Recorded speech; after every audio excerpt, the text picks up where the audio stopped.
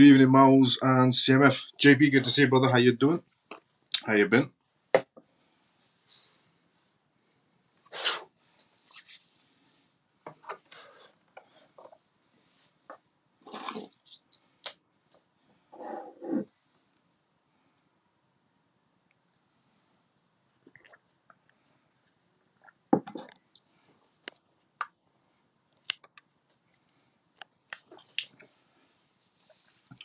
Messi, good to see you as well. How you doing? How you been?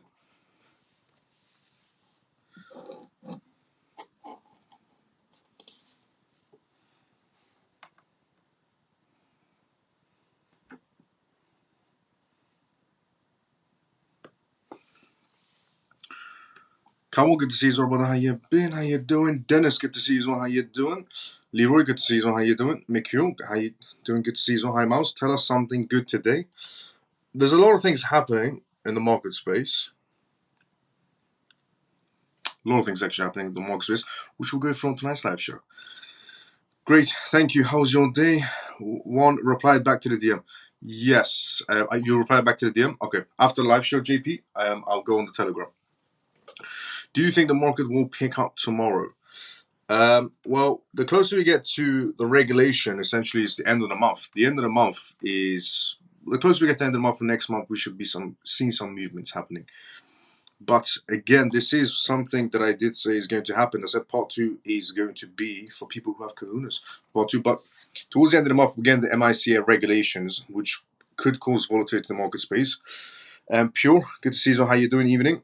What's up, brother Miles on CMF XRP news? Yeah, I think one towards the end we do have. Evening, Miles on CM. Manny, good to see you. How you doing? Comatose, hello, Miles on CMF. Good to see you. How you doing? Hi, Miles. Long time no see. Joined X just to hear the news again. Ronnie, let's go. How you doing? Good evening, millionaires and future millionaires. Let's go, Denise. How you doing? Good to see you as well. Evening, Miles on CMF. Jason, good to see you as well. How you doing? Anna, good to see you as well. How you doing? Hey, Miles and CMF, is there any hope for the market? There's always hope for the market. Appreciate it. Let's go, JP. George, good to see you as well. How you doing? So, by the time everyone tunes in one by good evening, Professor Miles and CMF family, Funky Brother, good to see you. How you doing? Semper, good to see you. How you doing? Evening. By the time everyone tunes in one by one, we'll go through a gist of what we're going to be talking about tonight's live show, and then we do the intro, disclaimer. By that time, everyone's tuned in for the first news of the live show. On tonight's live show, we are going to be talking about hashtags regarding the ETF applications. We're going to be talking about the Vatican. This is the second time we've talked anything regarding the Vatican. Once it was the Pope saying go against AI. It's the second time we'll talk about the Vatican. On tonight's live show, we're also going to be talking about ONDO Finance. They just did a new partnership. We're also going to talk about BitMEX's co-founder as well, his new perspective. We're going to be talking about Circle's IPO, which is on the verge of happening as well, which is positive for the crypto space. We're also going to be talking about Fox Corporation, in other words. They've just partnered with a blockchain to advance themselves. We're going to be talking about Idaho Republicans on tonight's live show as well regarding cryptocurrency policies. We're going to be talking about USDC issuer, essentially Circle, which is launching a new program on AWS, on Amazon essentially, which we're going to go from tonight's live show as well. We're going to be talking about MicroStrategy on tonight's live show as well, but not from Michael Saylor's perspective, from Bernstein's perspective instead. We're going to be talking about tonight's live show also regarding HBAR Foundation and their new partnership, how it's going to propel them in real-world assets. We're going to be talking about Brazil on tonight's live show as well, regarding how they're cracking down on crypto taxing, something that could be used and implemented in other jurisdictions. We're going to be talking about Venezuela on tonight's live show as well. We're going to be talking about Korea on tonight's live show as well. Also, we're going to be talking about some stock market news towards the end of the live show as well, just to end off the live show.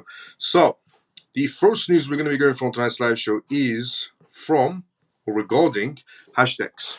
But before we go through that, welcome to the CMF live show. If you're watching this for the first time ever, on this live show every single night, 11:25 p.m. onwards, UK time, on X and YouTube Live, you can watch this show and I talk about the most recent news that's happening around the world in terms of cryptocurrencies, CBDCs, AI, regulations, politics, every information that you should know about going into a digital world, essentially how the world is changing into a digital world. We also do Q&As on this live show as well. So you ask the questions inside the comment sections, I give you the answers, and I read everybody's comments one by one. If you're wondering who might be answering people, well, I have a background in business, finance, tech, law, and cybersecurity. Also own a blockchain startup company. I have many executives and founders around me from different crypto projects and some exchanges and so on. So, welcome to CMF Live. If you're watching this for the first time ever, this is episode 91, so that means 91 days back to back. I've been coming on X and YouTube Live, giving you free information every single night. So yeah, enjoy the CMF Live show. If you're watching for the first time, if you're regular, let's go CMF. And a disclaimer of this live show, as always, is not financial advice, not political advice, and whatever I say is only for entertainment purposes. So, welcome to CMF Live show if you're new. And if you're a regular, let's go CMF. Before we go for the first news, which is regarding hashtags, we're going to go to the comment section first, and then we go to the first news. So let's see where we were. We were here. Right, Semper's coming. So Semper, good to see you. How you doing? Funky brother, good to see you. So how you doing? When do you think the lawsuit ends? Regarding SEC versus Ripple, well, in terms of Brad's opinion, it was going to be around from starting now until September 21st is what he's saying. He also said it's going to happen sooner than most people think. Now, Brad's perspective holds some sort of weight. The last time Brad from Ripple Labs essentially came out and said that we're going to get some sort of a verdict in the Ripple versus SEC case, and it's going to happen within weeks, not months. We had the first resolution. So Brad's timing was correct on the first time he spoke about some sort of a deadline. This is the second time Brad has just spoken about a deadline, which he was asked as a question in the Apex Ledger, XRP Ledger Apex event in Amsterdam, where he's asked the question of when do you think the case is going to end and so on. He said starting now until essentially September 21st. So we could take that as an outcome. And also he said it's going to happen sooner than most people think. Now, things are definitely brewing regarding the SEC and Ripple Labs. One is that the SEC has decided to, regarding the $2 billion fine, they're moving it about. And two is also regarding essentially a lot of SEC members leaving, especially this recent one as well. But yeah, we'll go about with Brad's words, because the first time he was correct on the deadlines. Brad is like Eric. Eric's been right so far from Bloomberg ETF, specialist the analyst. Brad's been right so far as well. Let's see second outcome plays out as well. Good evening, Miles and all CMF. Free and forever. Good to see you. How you doing? Mike, good to see you. How you doing? Hey, Miles, how you doing? Daniel, I'm doing great. How you doing, Daniel? How you been? Is it true that September Ripple stablecoin will start to adapt? Yes, Ripple stablecoin, well, if it does launch exactly in September, it is going to adapt quite quickly. Miles, please give us a little uplift as the markets are down and so is the mood. Funky brother, your mood should never be down when the market is down. Your mood should be up because it gives you more time to go for utility projects. They are trying to shake out the common man. We need to stay strong and keep believing the facts. Exactly.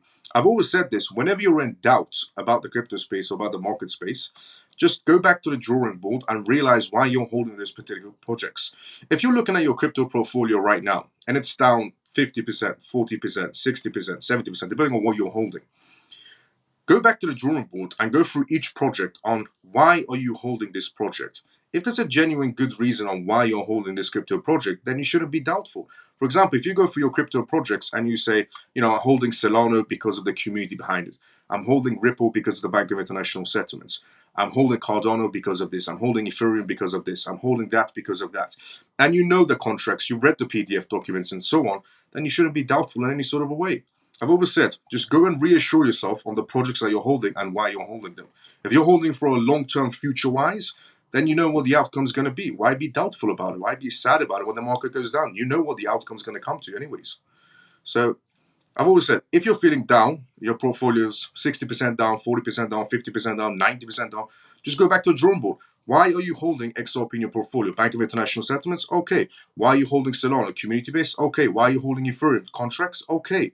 Smart contracts. Why are you holding AVAX? JP Morgan, Citibank were involved in Subnet Green? Okay. Why are you holding NEO? Because of their contracts. Why are you holding ACH? Because of their licensings and their contracts. And so on, and so on, and so on. So you shouldn't be doubtful. You know what the outcome is going to be. When markets like this happen, it's a blessing. Because you get to go more on the projects that you're confident on. So why be doubtful? Be happy about it. You're going to be kicking yourself when these prices go up and you're going to go, oh, well, I should have bought more of this token. I've seen it happen more than once, millions of times. When the markets go back up, people go, oh, I knew I should have brought more XRP. Oh, I knew I should have brought more XLM. Oh, I knew I should have brought more Solana. Oh, I knew I should have brought more ACH or HBAR or whatever you're going for, or AVAX. So when the markets are down, see it as a blessing. You should be happy about it because you get to go more on the projects you believe on due to the contracts. Not just because of belief in emotion, but because of the contracts. You're in these projects because of what they're going to achieve. So look forward to the outcome and stop worrying about the journey. Now, they are track. Yeah, exactly. Morning, Miles and CMF. Did you get some rest last night, Miles? Some, yes. Stormy, good to see you as well. How you doing? How you been? But Shelly, good to see you as well. Morning. What up, Miles and CMF? Hope all is well, though. Ray, good to see you as well. How you doing? How you been, brother? So between now and the maximum September is one outcome, yes. Nevada is killing it today. Yes, they definitely are. I am good, Shelly. Very busy. I'm reading someone else's comments in the comments. No idea. No, too busy. Miles didn't go. Good evening, Miles and CMF. Orphan, good to see you. How you doing? If Miles was going, I was going to Shelly. Sorry about that below. Don't trip by the dip. It's hard to imagine when it's your first time going through it as well, though, Miles. It is true. But remember, emotions. It's the worst thing. As a trader, if you're, constantly trading inside the crypto market or even buying for long term, emotions is the worst thing. It's your weakness. Everybody wants to say to themselves, my emotions are not involved in my trades, and I'm not emotional about the crypto project, but your emotions shouldn't kick in. It's the downfall of the best traders. Look at Michael Saylor. Michael Saylor's emotions got in the middle of everything for him as well. Michael Saylor was so emotional about Bitcoin, he assumed Bitcoin was going to be the only ETF. About 2 days later, we had the Ethereum ETF. Emotions. It sometimes gets the best of people.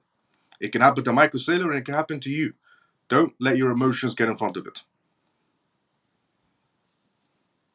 So the reason why I brought up Michael Saylor is because I wanted to say even the best of the best sometimes let their emotions get the best of them.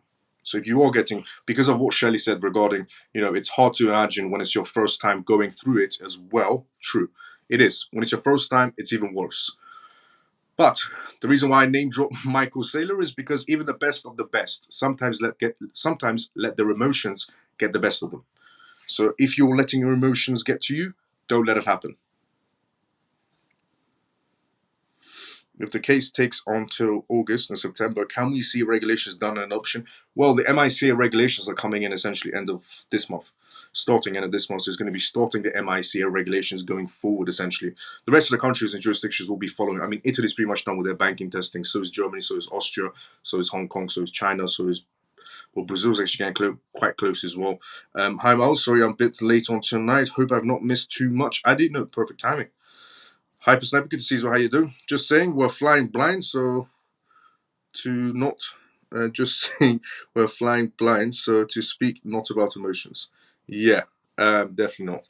Now, first news of the day is hashtags. My wife says I don't have any emotions with this skill. This time next year, Rodney, I could be a millionaire. Let's go pure. Why not? Because I know everyone inside of CMF is in great projects. So every single one of you is going to have a great future ahead of yourself. Now, hashtags. Hashtags files for dual Bitcoin and Ethereum spot ETFs. The crypto asset management firm Hashtags has essentially been applying to launch an ETF backed by both spot Bitcoin and spot Ethereum holdings, the two largest cryptocurrencies by market cap, the Hashtags Crypto Index US ETF. Analysts discovered that the product in a form of a 19B4 form in the Nasdaq Stock Exchange on essentially Tuesday requesting permission from the Securities and Exchange Commission, SEC, to list their shares of the hashtag Nasdaq Crypto Index US ETF. The asset of the trust will consist of Bitcoin and Ether. The filing stated, under limited circumstances, the trust will hold cash to bear its expenses. The ETF's exposure to Bitcoin and Ethereum will be market capped weighted using crypto prices from May 27th. This would imply 70% on allocation to BTC and about 29 to 30% allocation to Ethereum. The trust investments will not be used to seek performance that is multiple or inverse multiple of the trust index. The filings clarified that it will not stake any of the Ethereum held in the funds to try to earn yield. Because if you do stake your Ethereum inside the United States, you could be going under securities.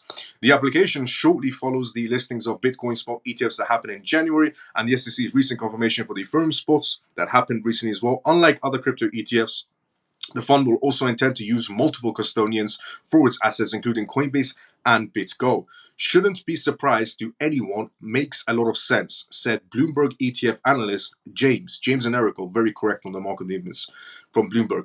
Regarding the application, bringing something like this to the US makes complete sense as a future goal regarding a Bitcoin spot ETF and an Ethereum spot ETF. Now, there are futures versions of that happening as well, but this does show that there are still momentum happening inside the corporate sector as well regarding the ETF movements, even though this one's a little bit late to the party, but there's still movements happening. They're still eager to get in.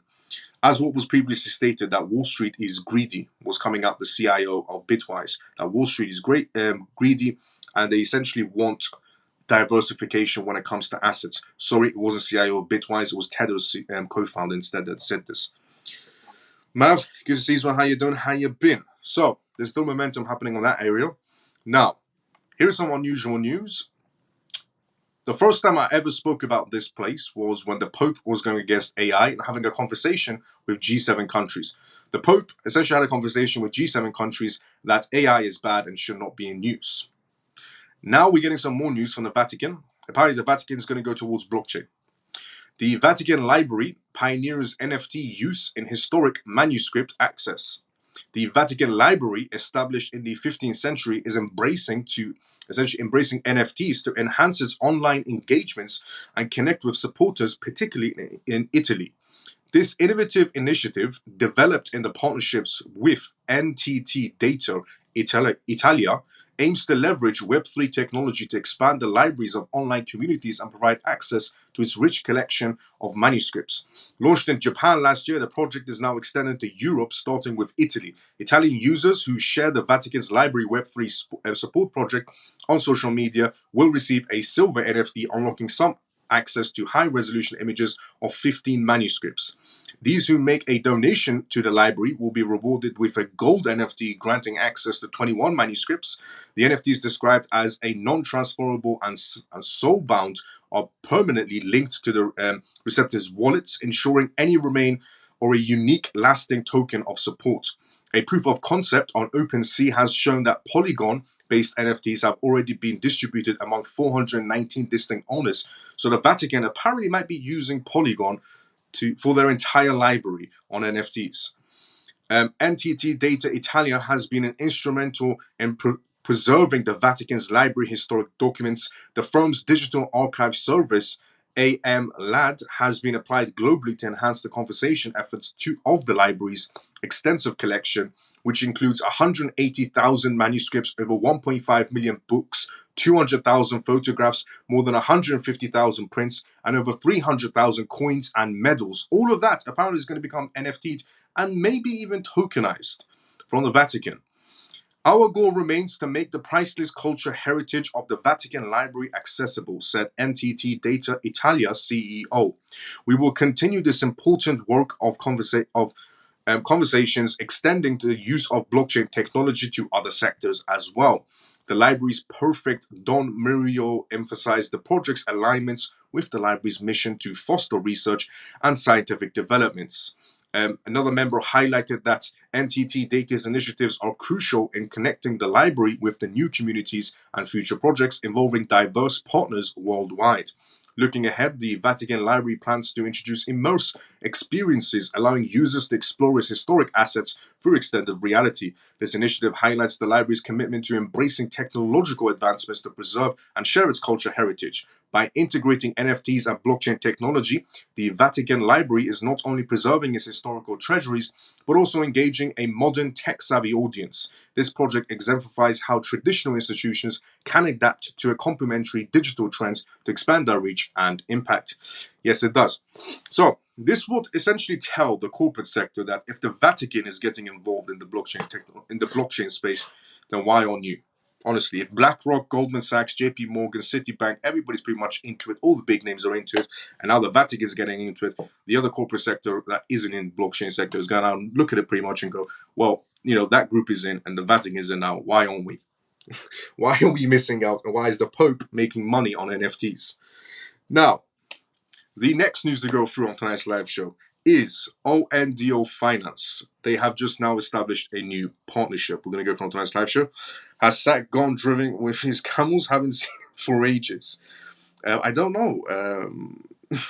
We'll see inside the Telegram group afterwards. Even Miles and family. Ian, good to see you as well. How you doing? Greetings, Miles. Lena, good to see you as well. How you doing? I still haven't forgotten Lena. I'm still doing the PDF for you. Jim, good to see you as well. How you doing? How you been? Nothing good comes out of the Vatican. What's going on with crypto? Well, the market is highly manipulated right now. I've said this before and I'll say it again. The more executives, directors, CEOs we have inside the market space, expect a lot of manipulation, but also expect a lot of money. We're going through the manipulation phase. The money's also there as well. Look, the inflows and outflows are slightly matching as well. On the main projects, why the consistent dumpage? Well, they're opening up space. Is what it is. Look, remember one thing. We're going into 2024 is all about the world shifting into a digital space. I've said this. Michael Saylor has said this. Grayscale has said this. Nicholas has said this from JP Morgan as an analyst. A lot of people, a lot of high-profile people, executives, directors, they've all mentioned essentially going into 2024 is when the world starts shifting into a digital era. So knowing that the world's shifting into a digital era, also mentioned the World Economic Forum, you can tell the world is shifting into a digital era, which is, I'll tell you the manipulation part right after, which is essentially we have more corporates, more ETFs, more regulations heading our way. These are indications that the world is shifting into a digital era. Also cross-border payments happening as well. All indications of the world is shifting into a digital era, which means the corporates are coming in. They're coming in, some of them are coming in heavy-footed, some of them are coming in to test the waters. Now, they're obviously going to manipulate the market. If you can't expect to play nice with corporates. They don't play nice. They come to eat the pie. So it's your job not to give them the pie. Now, that's where we're going why, because the world is shifting a digital era. You can tell from the regulations. You can tell from the regulations, you can tell from the ETFs, you can tell from the corporate sections, partnerships, and contracts. There are so many indications of the world shifting to a digital era this year, and they're trying to open up space. Don't let them open up space. Well, not on your end. Not financial advice in any sort of way. Hi, Miles. Hope you're well. Can you tell me I received my ledger 7 years ago? I have no email for this transaction. Maybe someone else ordered it for me, so I'm under the radar. That's something you would have to bring up with Ledger. That's a weird one. BlackRock and Fidelity are pumping the BTC ETF, Miles. They are, but also, in terms of the contracts and payments happening, cross-border payments is what I'm mostly interested in regarding cross-border payments. The amount of banks that are getting ready and completed the testings for cross-border payments. That's what I'm mostly interested about. And there's momentum happening there. Now, ONDO Finance. ONDO Finance partners with Drift for real-world asset integrations.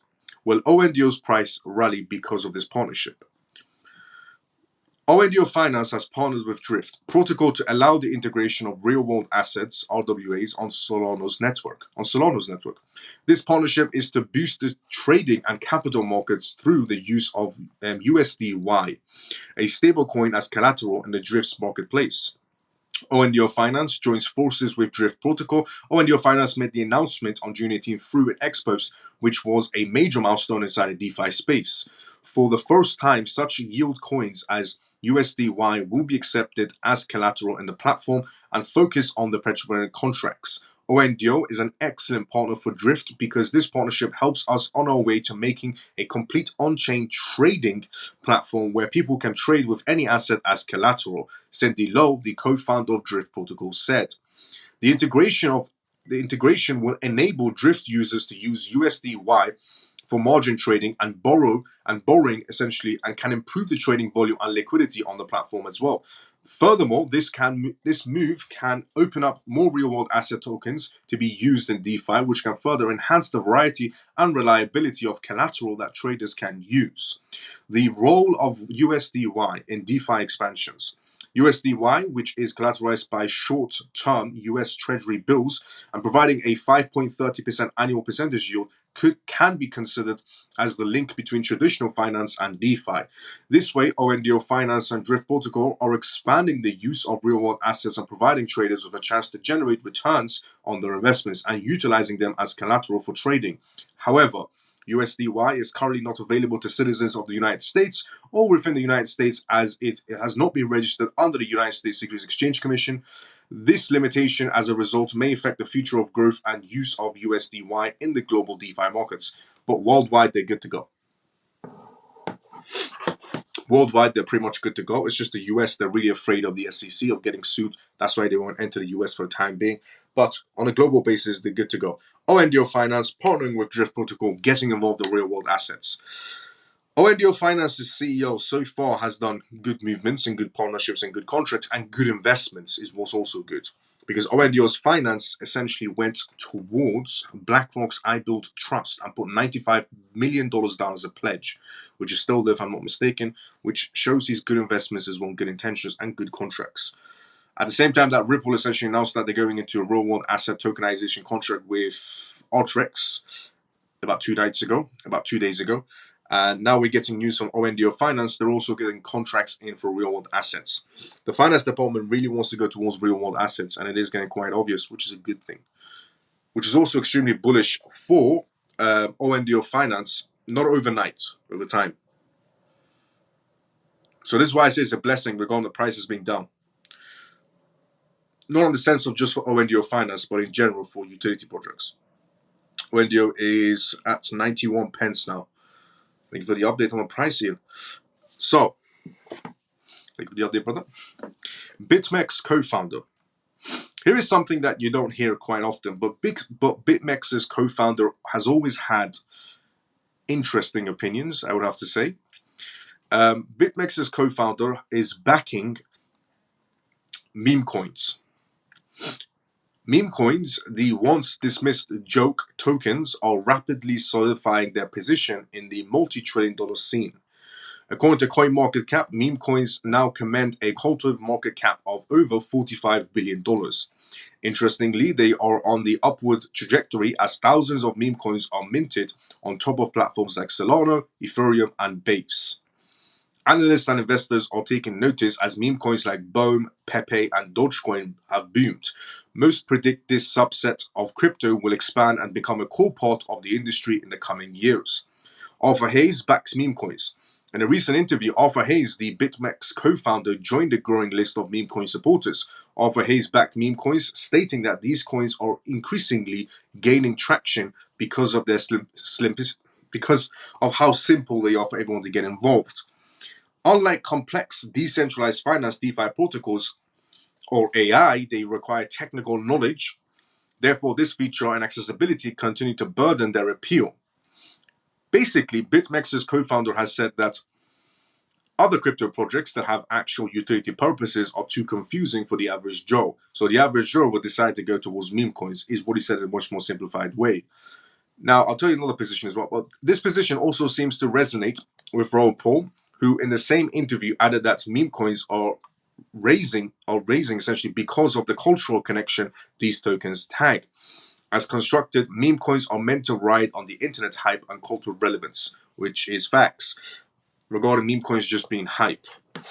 But yeah, Arthur Hayes, this news article that came out is pushing the meme coin space slightly as well, because they're saying Arthur Hayes, co-founder of BitMEX, is now involved in meme coins. He's really not involved in meme coins, but he gave the perspective on it and said the average Joe would rather go towards meme coins because it's just buy, sell, and essentially pump and dump.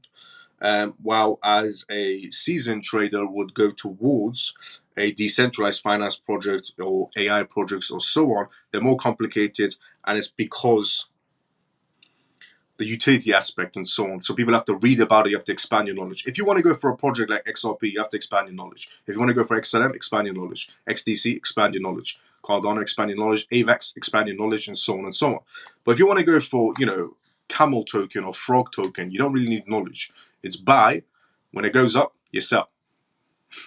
So it's basically what he's saying. He's not really supporting them, but he says, I understand the reasoning of why people go towards it is because it's either quick money or completely going south. A lot of people lose money rather than make money on meme coins. But yeah, they said it's for simple minds regarding meme coins, is what he said, BitMEX's co-founder. Now, because a lot of people inside the crypto space were taking that out of proportion. They were saying, oh, BitMEX's co-founder is in meme coins now, let's go. He's not really a meme coins, he's just giving opinions for the average Joe. Be careful about how things get twisted inside the crypto sector. Now, Circle IPO is the next news we're going to go from tonight's live show. That is definitely going to be causing some momentum inside the crypto space as well when it does launch regarding Circle's IPO. It's going to bring eyes on the crypto sector as well. The BTC chart is actually looking very similar to the last bull run at the same stage. Any thoughts on IATO? It's great getting more assets this cheap. Enjoy the gift. People say ONDO is a good project, but very bad tokenomics. Good evening, Miles and CMF. Hope you're all well and enjoying the bargains. David, let's go. Best way to think about it. Doing great. And regarding people saying ONDO has bad tokenomics, they have good contracts in place, essentially. Regarding the founder of ONDO, the pledge he made, $95 million, that was a good pledge towards BlackRock's iBuild as well. So he's done some good movements. Is it a perfect project? No. But he's done good movements. Now, Circle IPO. The stablecoin giant ramps up hiring ahead of public listings. The companies that I see personally going towards an IPO is, some of them have announced it, and I'll give you which ones those companies are, and some of them that I think are going to be next for IPOs as well. Obviously, Coinbase was the first platform to go for the IPO, which worked out pretty well for them, and Coinbase will eventually become the #1 exchange in the world. It is headed that way in terms of licensings and being legit on paper. Circle is next on the IPO list. That is also going to be causing momentum inside the crypto space because it brings more eyes and adoption on the crypto space. Kraken is also next for an IPO. The crypto platform Kraken is going towards an IPO as well. Crypto.com is also going towards an IPO. Binance, not so much right now, but most likely they will if they do exist for, after a long period of time. Ripple is also going to be going towards an IPO. There's quite a list of companies that are going towards IPOs right now. But Circle is now. So, Circle Internet Financial Ltd. has announced plans to fill up several positions on its team as it prepares it to go public in the United States via the IPO route.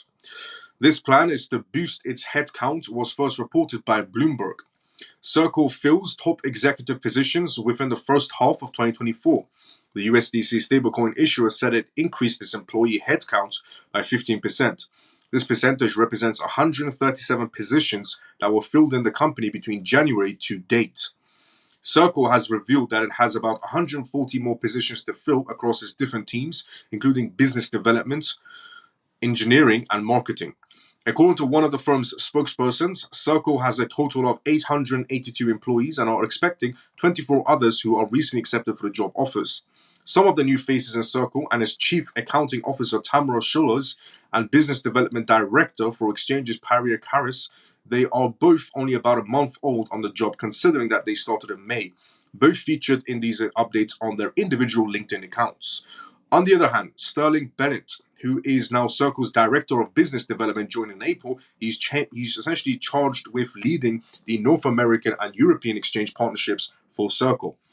If you are the type of person that's inside of Coinbase's stock share right now, Circle's IPO might be something that you should be looking into as well. Well, Circle's with Coinbase, and Coinbase essentially is with BlackRock, if you just go through the loop. The journey towards Circle's IPO greenlight from the SEC. For several years, Circle has mulled the idea of conducting an initial public offering IPO.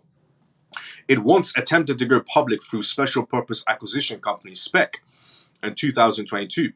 However, the deal did not go as planned. The deal, valued at $9 billion at the time, was terminated in December 2022. The firm cited that the U.S. Securities and Exchange Commission (SEC) delay in declaring the business registration statement effective. In the fourth quarter of 2023, it began to make plans again to join the likes of Coinbase, Coin, in the public market.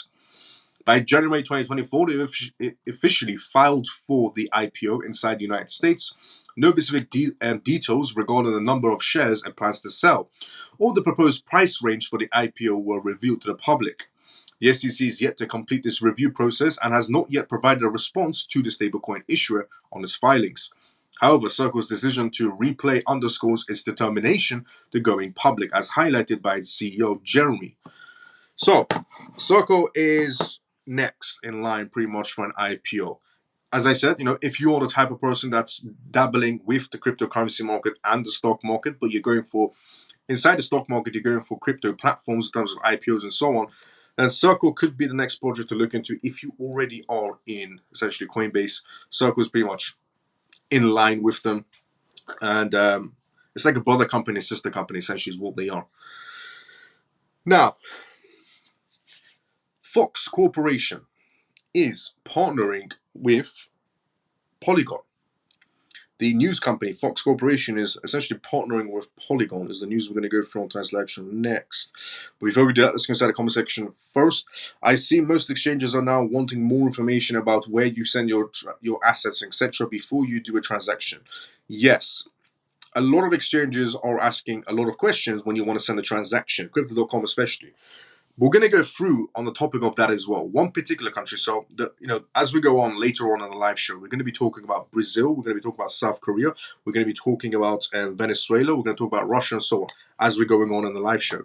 And we're going to be talking about how they're making contact with exchanges and trying to find out who uses them from their own jurisdictions. Now, before we go into those kinds of news, which is later on in the live show, we're going to go through this one next, which is Fox. Why not buy shares? Someone I know should get out of Tether. I know, not financial advice. Love 369. Good to see his right there. Why not buy shares ahead of an IPO? Like, say, with Ripple. Ages ago, you said not yet to invest, but later. Your reasonings. Okay, good question. So Shelley asked the question of why not go for shares ahead of an IPO, so essentially pre-IPO. I said with Ripple ages ago that I wouldn't personally go for pre-IPOs. I said that once Ripple opens their doors to an IPO, I'm invested. I'm interested and I'm invested because I know Ripple's going to do well as a company. Now, the reason why I won't go for a pre-IPO is because we don't know when Ripple's going to come out with an IPO. And we don't know the platforms that they're going to be using. So Link2Go is one of the platforms that's offering a pre-share IPO. Now, if things go south with Link2Go, so does everybody's money, let's just say in that sense. So I would rather wait for a confirmation from Ripple themselves announcing we're going to go into IPO. It's going to take months. Even after they announce it, it's going to take months for them to go into the actual IPO. So I'll have months to go into it. But I want confirmation from them on which platform they're going to be launching on and where and so on. Because Ripple did announce that they could even possibly do an IPO outside of the United States. Which means if I'm going for Link2Go, I won't be able to get in on Ripple's IPO. But if Ripple, for example, launches in Singapore or launches in Hong Kong regarding IPO, then I would have to go to their platforms to go for their IPO, essentially. Because Link2Go might not be able to be compatible with that sort of area. So I would wait for confirmation. Because even if they do say we're going into an IPO, it's not going to be tomorrow, it's going to be months after. So I have months to go into it.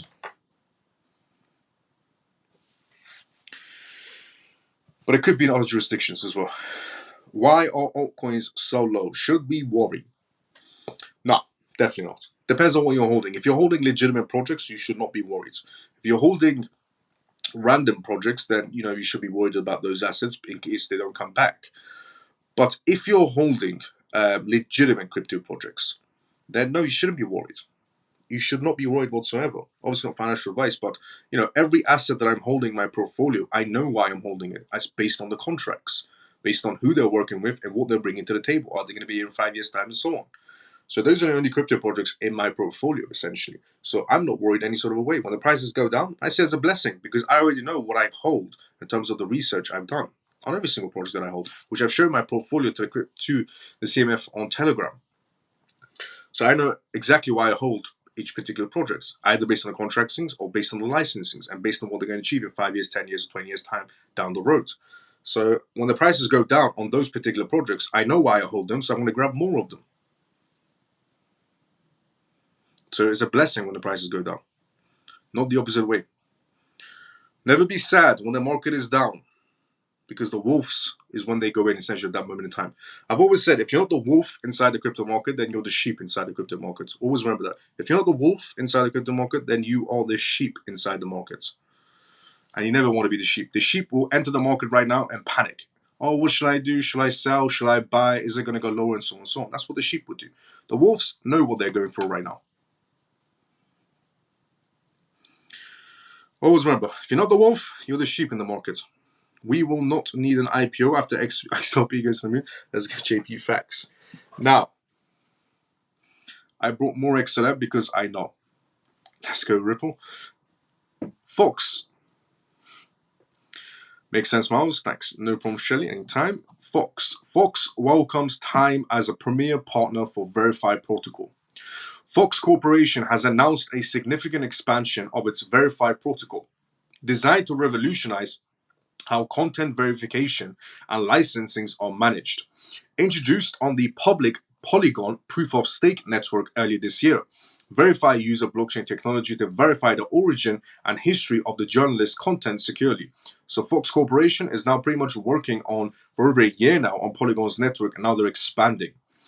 This cryptographic process ensures that consumers can independently confirm the authenticity of the content from trusted publishers, starting with Fox extensive media outlets like Fox Sports and Fox News. They're all going to be on Polygon's chain.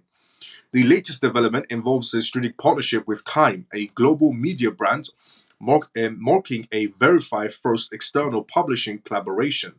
Time will integrate regarding Verify into its content licensing strategy, leveraging blockchain transparency to safeguard the integrity of journalism across a vast audience.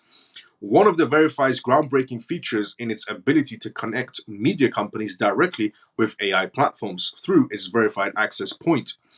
This innovation allows for new commercial opportunities by smart contracts to regulate content access programmably.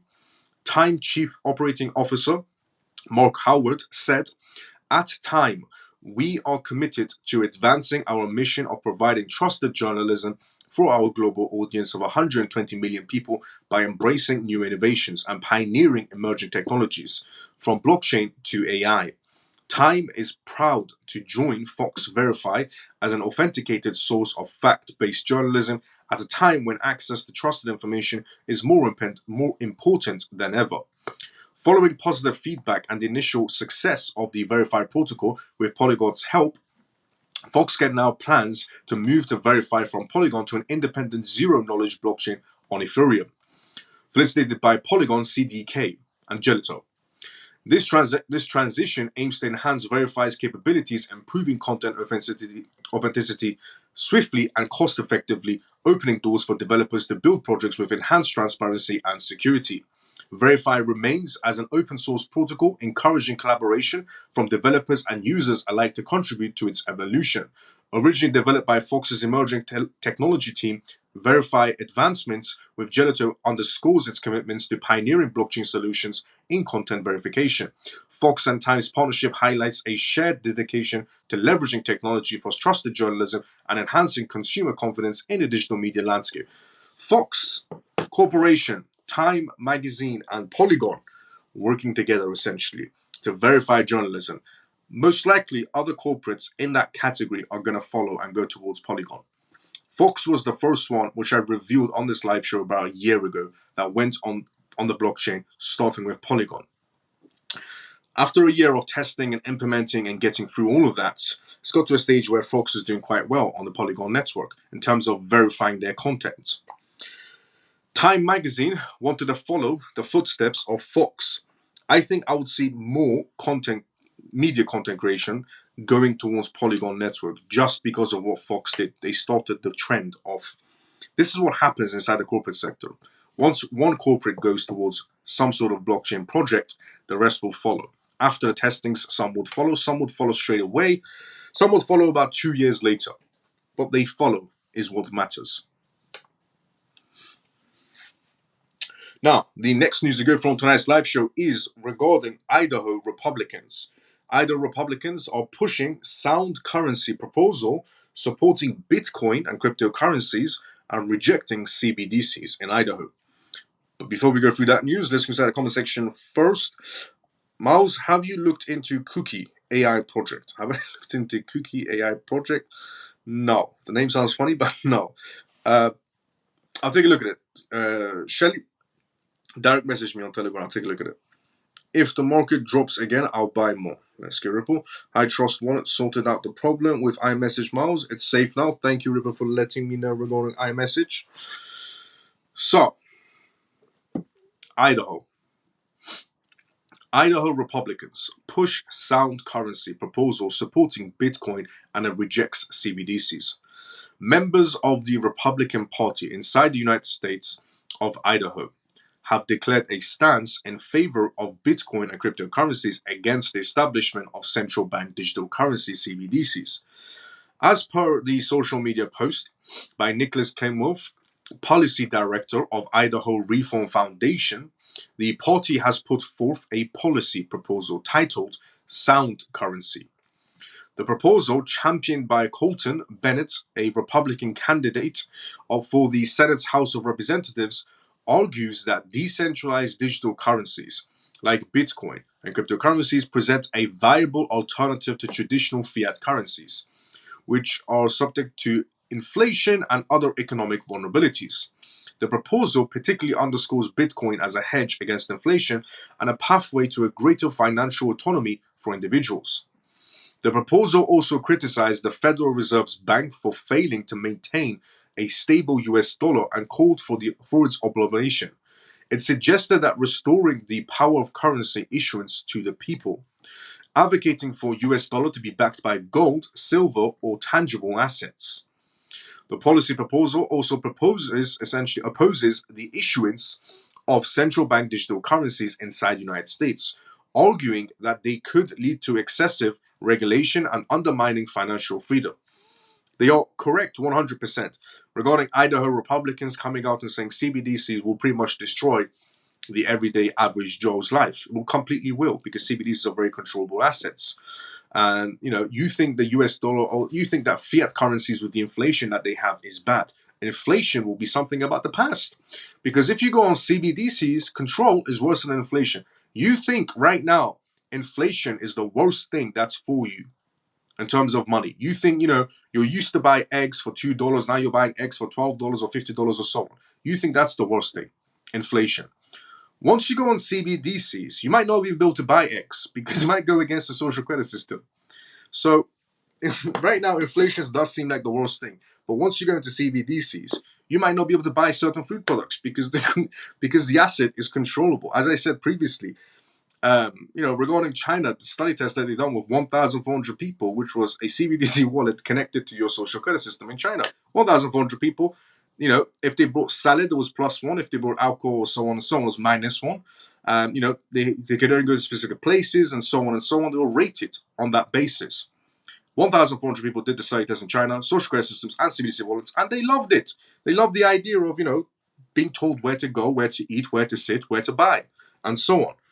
Now, I've said this previously, I don't know if the 1,800 people in China that did this test were brain dead in any sort of a way, but they love that idea. So, honestly, regarding what they've just said, CBDCs is going to be the end of financial freedom. It is facts, yes, because the worst thing right now people are seeing is inflation. Inflation is a joke compared to controllable CBDC assets, because you might not be able to buy groceries because they can restrict your money in terms of how far you can spend it, from your property and so on, from your home and so on and so on. And that was because the Thai party in Thailand, where they voted for, this Thai party in Thailand, 10,000 baht was given as a CBDC. The catch was there's no such thing as free money. They can spend it within 4 kilometers of their house, and it expires in 6 months. So honestly, the worst thing that people are seeing right now is inflation. Inflation is a joke compared to what's happening with CBDCs, where they might not be able to let you buy eggs or food. Now, notably, this move by the Idaho Republicans is an important development in the ongoing disclosure of surrounding digital currencies, especially CBDCs inside the United States. They echoed Congresswoman Warren Davidson's stance.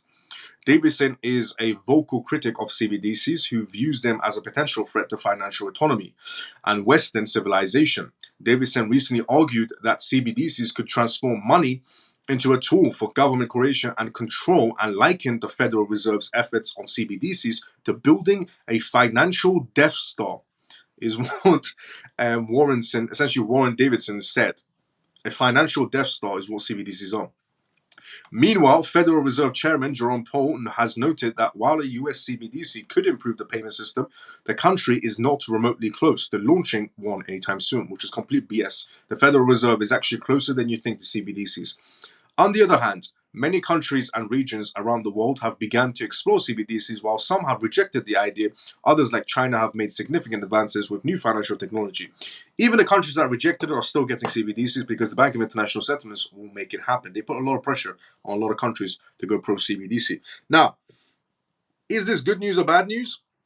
Look, regarding the politician coming out and saying, CBDCs are bad, in Idaho, Republicans are going against CBDCs and so on. They're not doing it because they care about the average Joe. They don't care if the average Joe can pay their rent, pay their mortgage, pay for their gas, pay for their electricity, or pay for their food. They couldn't care less. They're politicians. They don't care about you. What they do care about is their own wages, which is going to be on CBDCs. And they can't accept political donations on CBDCs. And you might say, well, they can accept cryptocurrencies as donations. Yes, but that could still be tracked because it's a public blockchain, which means political donations will become a bit more difficult also on cryptocurrencies. So these politicians are coming out to fight for the people against CBDCs? No, they're coming out to fight because they're government workers and their wages will be in CBDCs. And they don't want CBDCs. They're politicians. They want to have that luxury of lifestyle, which is living on taxpayers' money.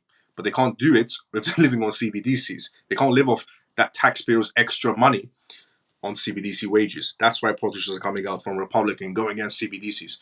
Now, are CBDCs going to happen? Yes, 1,000,000% CBDCs is going to happen. Or worldwide, they're going to be launched. It's happening. Now, how you can benefit from CBDCs, believe it or not, is Ripple.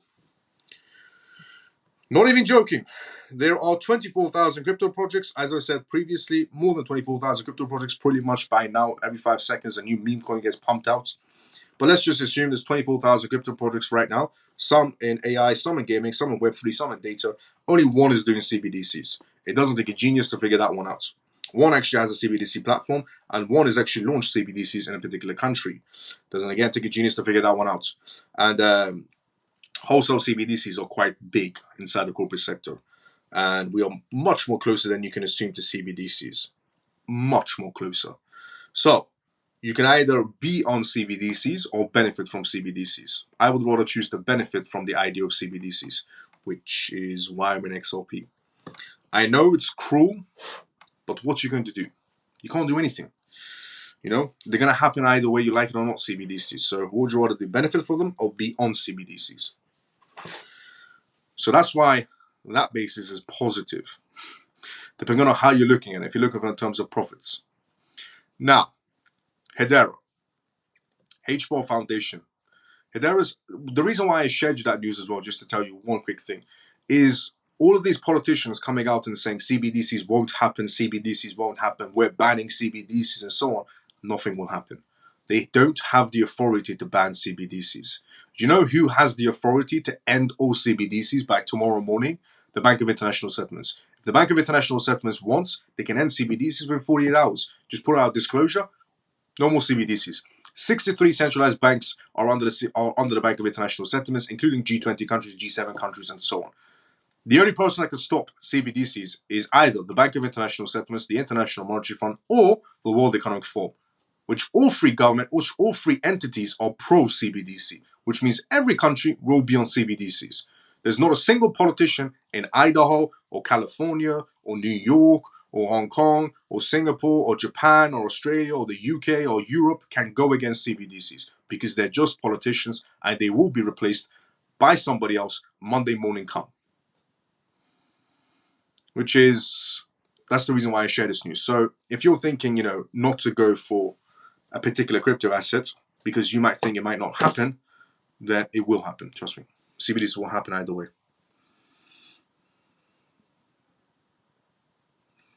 Now, the next news to go from tonight's live show. As I said, you can benefit from CBDCs or go against them. Benefit is the best choice. Hedera Foundation partners essentially with Nordic Blockchain Association to boost blockchain adoption, which is good for Hedera Foundation, to be fairly honest. Before we go through that news, let's go inside the comment section first.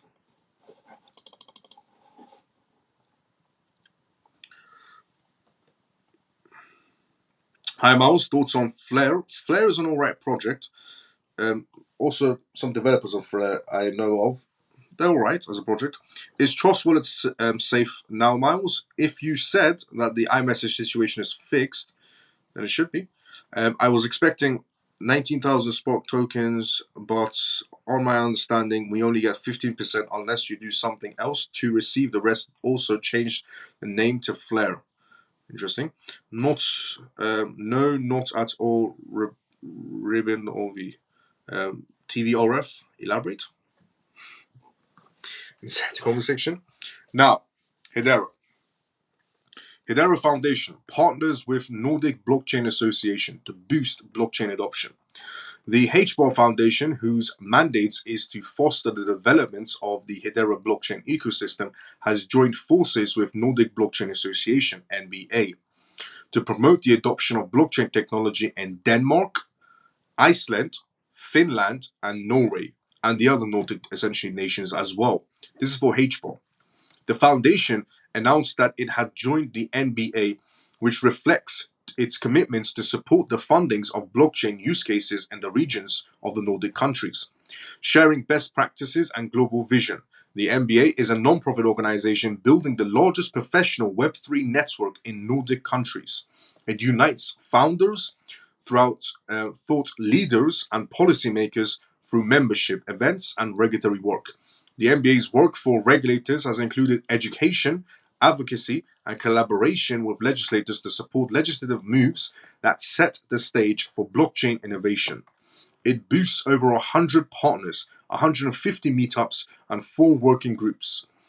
HBAR Foundation joins existing partners including already Binance, Sentiment, Fireblocks, PwC, Ernst & Son, and Coinify.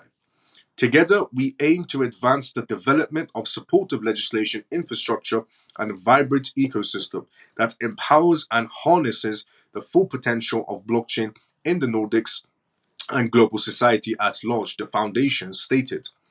Despite being one of the most talent-rich regions, Nordic nations are often overlooked inside the blockchain space. However, efforts such as of those of the NBA are changing this.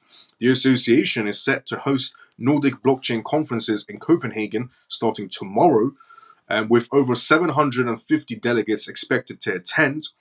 KuCoin's Dorian, Gemini's Canna and Selvik, Novik, and Boston Consulting Group's Asya Gunda will be among the speakers. The HBAR Foundation commented, and all of the Web3 hotspots around the world, the talent-rich Nordic region tends to fly under the radar. But we see this partnership as a fundamental element of following through on our long-term vision by essentially making inroads on the potential to lead and guidance on the board developments and deployments of Web3 inside of rich talent crypto forward regions. The partnership with NBA is the latest in the long line for the Hedera ecosystem as it expands its reach and influence. Last month, it joined the Crypto Information Sharing Analysis Center, ISAC, to enhance trust, drive adoption, and advance security initiatives. Other members of ISAC include Coinbase, CoinSector, Kraken, Fireblocks, and Circle. So, HBAR Foundation has just expanded its reach. HBAR Foundation has just expanded its reach, and it's going to do quite pretty well. I mean, they've got a lot of countries involved. Denmark is involved, Iceland is involved, Finland is involved, Norway is involved with this HBAR Foundation partnership that's going on, which is great to see, honestly. And if they're saying what they're saying is true regarding Nordic countries or countries that are overlooked, then this is a great opportunity for HBAR to grow itself within those regions. Because if it is essentially untapped areas, untapped markets, they're the best markets to enter in for companies like HBAR. So this should help HBAR in the long run as well, adapting themselves inside of Nordic countries like Iceland, Finland, Norway, and so on. So it's essentially great for HBAR. Now, the next news we're going to go from tonight's live show is regarding Brazil. But before we do that, let's go through the comment section first. I was responding to someone. Miles, TVRF, no problem. I am Eve BTBW. What's up, man? Hi. Oh, good to see you as well, TV. How you doing? How you been? I have H4 and pleased. I'm pleased. Let's go, Ripple. So, Brazil. Brazil's tax authority to question. This is something that's going to be happening on a worldwide basis. As I said previously on this live show, South Korea, can find out if you haven't paid your crypto taxes in about 15 days using your phone number. Malaysia created the OPS token, which the OPS token can track you essentially and find out if you haven't paid your crypto taxes. I said there's an alternative option about a few nights ago on this live show, and I said the countries themselves can just go up to any crypto exchange. I said any country can just go up to, for example, Ledger, could go up to Binance and so on, and just say, give us a list of everyone that's using your platform from our jurisdiction. And if they don't comply, then those platforms will be banned in those jurisdictions, which is bad for business, which means they will comply. I said this about 2 nights ago, and all my live shows are recorded, and they post straight away after live show ends. So if you go for about 3 live shows back, you'll see me saying this. Now, fast forward to today, Brazil's tax authority to question Binance, Coinbase, OKX, and co-local operations. This could be something that is going to be happening in every jurisdiction. Brazil's tax authority, the Special Department of Federal Revenue of Brazil, RFB, is set to summon foreign cryptocurrency exchanges operating within the country to clarify their operations and cooperations with local service providers, according to new reports from retainers. Officials from the agency told retainers that audiences were expected to be issued this week, would request detailed information from these exchanges. Among the foreign exchanges operating in Brazil, some of which offer Portuguese languages as well on their website, are Binance, Coinbase, OKX, and KuCoin.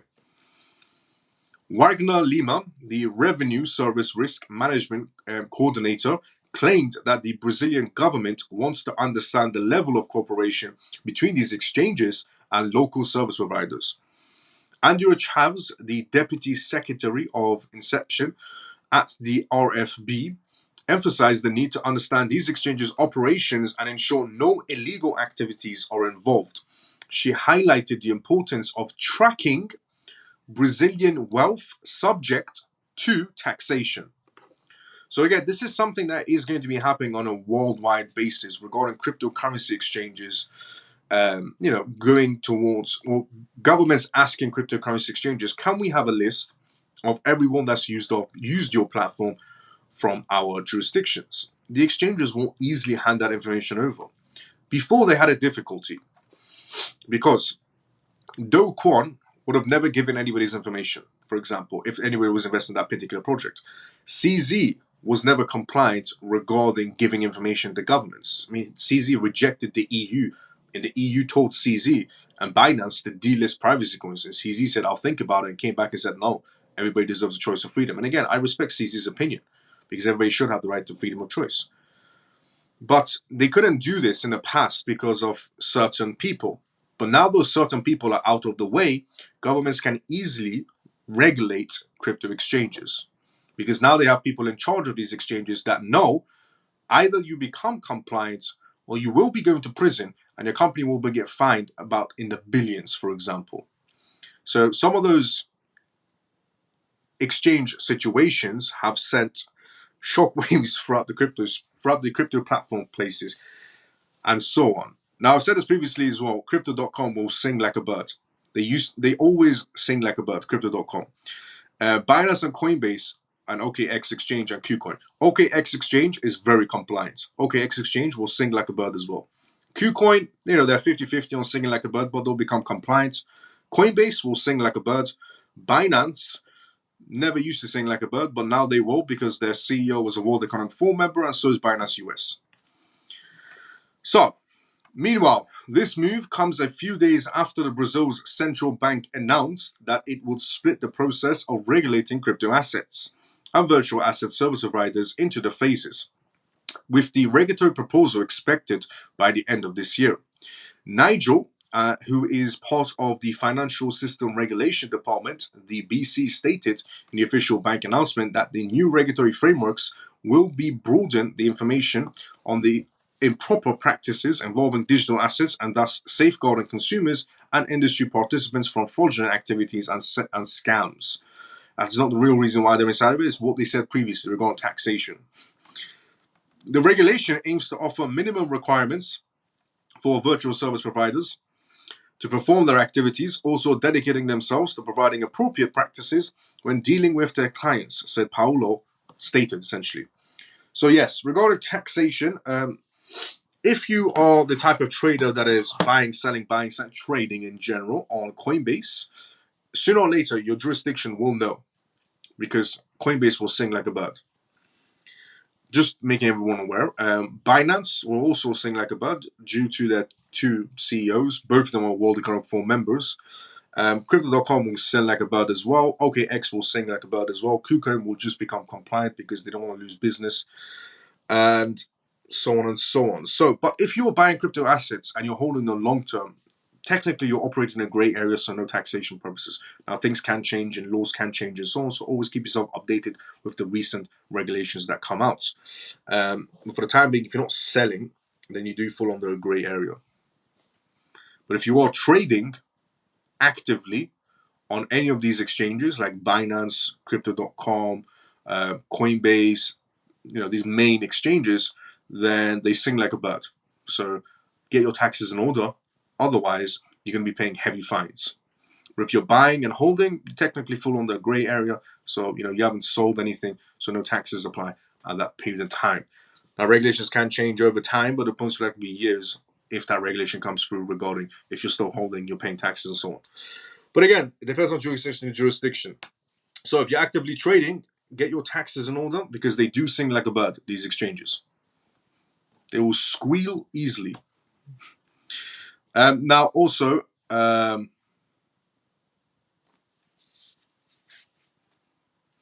also, most people prefer to operate inside the DeFi sector as well. So that's why some traders go towards the DeFi sector, because it's harder for them to sing like a bird. And also, if you're thinking about, you're a type of trader that trades 24/7 and then you send your gains to your Trust wallet and you're trading on Binance, for example, your Trust wallet, or first of all, Trust wallet is owned by Binance. So if you're registered with your passport on Binance and you're sending it to your Trust wallet, you're not operating under the radar. Trust wallet is owned by Binance and your passport was on Binance and you're sending money to that particular wallet back to back on profits, they know it's you. Also, Coinbase, and you're sending your gains on Coinbase wallet, they know it's you. Your passport's on Coinbase. So don't think you're operating under the radar if you're trading and you're sending it to wallets. It's a public chain. And also, all of these companies are private and public companies, or somebody else owns them, which means the back end of that company, whoever is the owner, the co-founders and so on, they will sing like a bird because they don't want to lose business just to keep people happy, their customers happy. And also because it's money laundering and so on, so they have to become compliant. But yeah, if you are trading, best way to keep track of your data, if you are trading, CMC, CoinMarketCap, best way. Some people use an Excel sheet, or you can just use CMC. Open up a separate portfolio on your CMC if you're trading. So if you've got long-term holds, have one portfolio for long-term holds on CMC. You can open up as multiple portfolios as you want on CMC for free, CoinMarketCap. Click on new portfolio and then put your trades in a portfolio type of way. So if you buy, this much of assets today, put it in. If you sell it, go back to CMC, you sold this much, you brought this much, and so on and so on and so on. And when the time comes, you can give that information, that data, to your accountant, so you don't get fined. But if you're holding long term, you're pretty much good to go. Don't worry about it. No financial advice at all. But yeah, all these exchanges will sing like a bird. And if you're sending it to hot wallets, you're not operating under the radar. It's all public, and they're owned by public and private companies. Not all the major exchanges sing like a bird, though. Outstanding. Let's go, Ray. Is trading once a month in the UK counted as trading? Trading in general, if you make profit on the trade, then you fall on that radar. Eventually, it will catch up to you.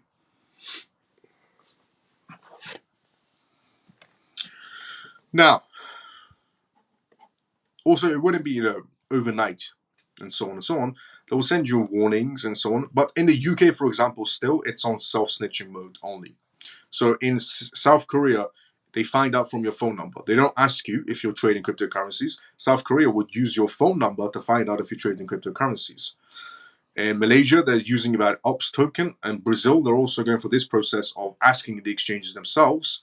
And so it will take a while before they realize you've been trading. Just maybe keep a record of your trades, just in case purposes. Now, Venezuela.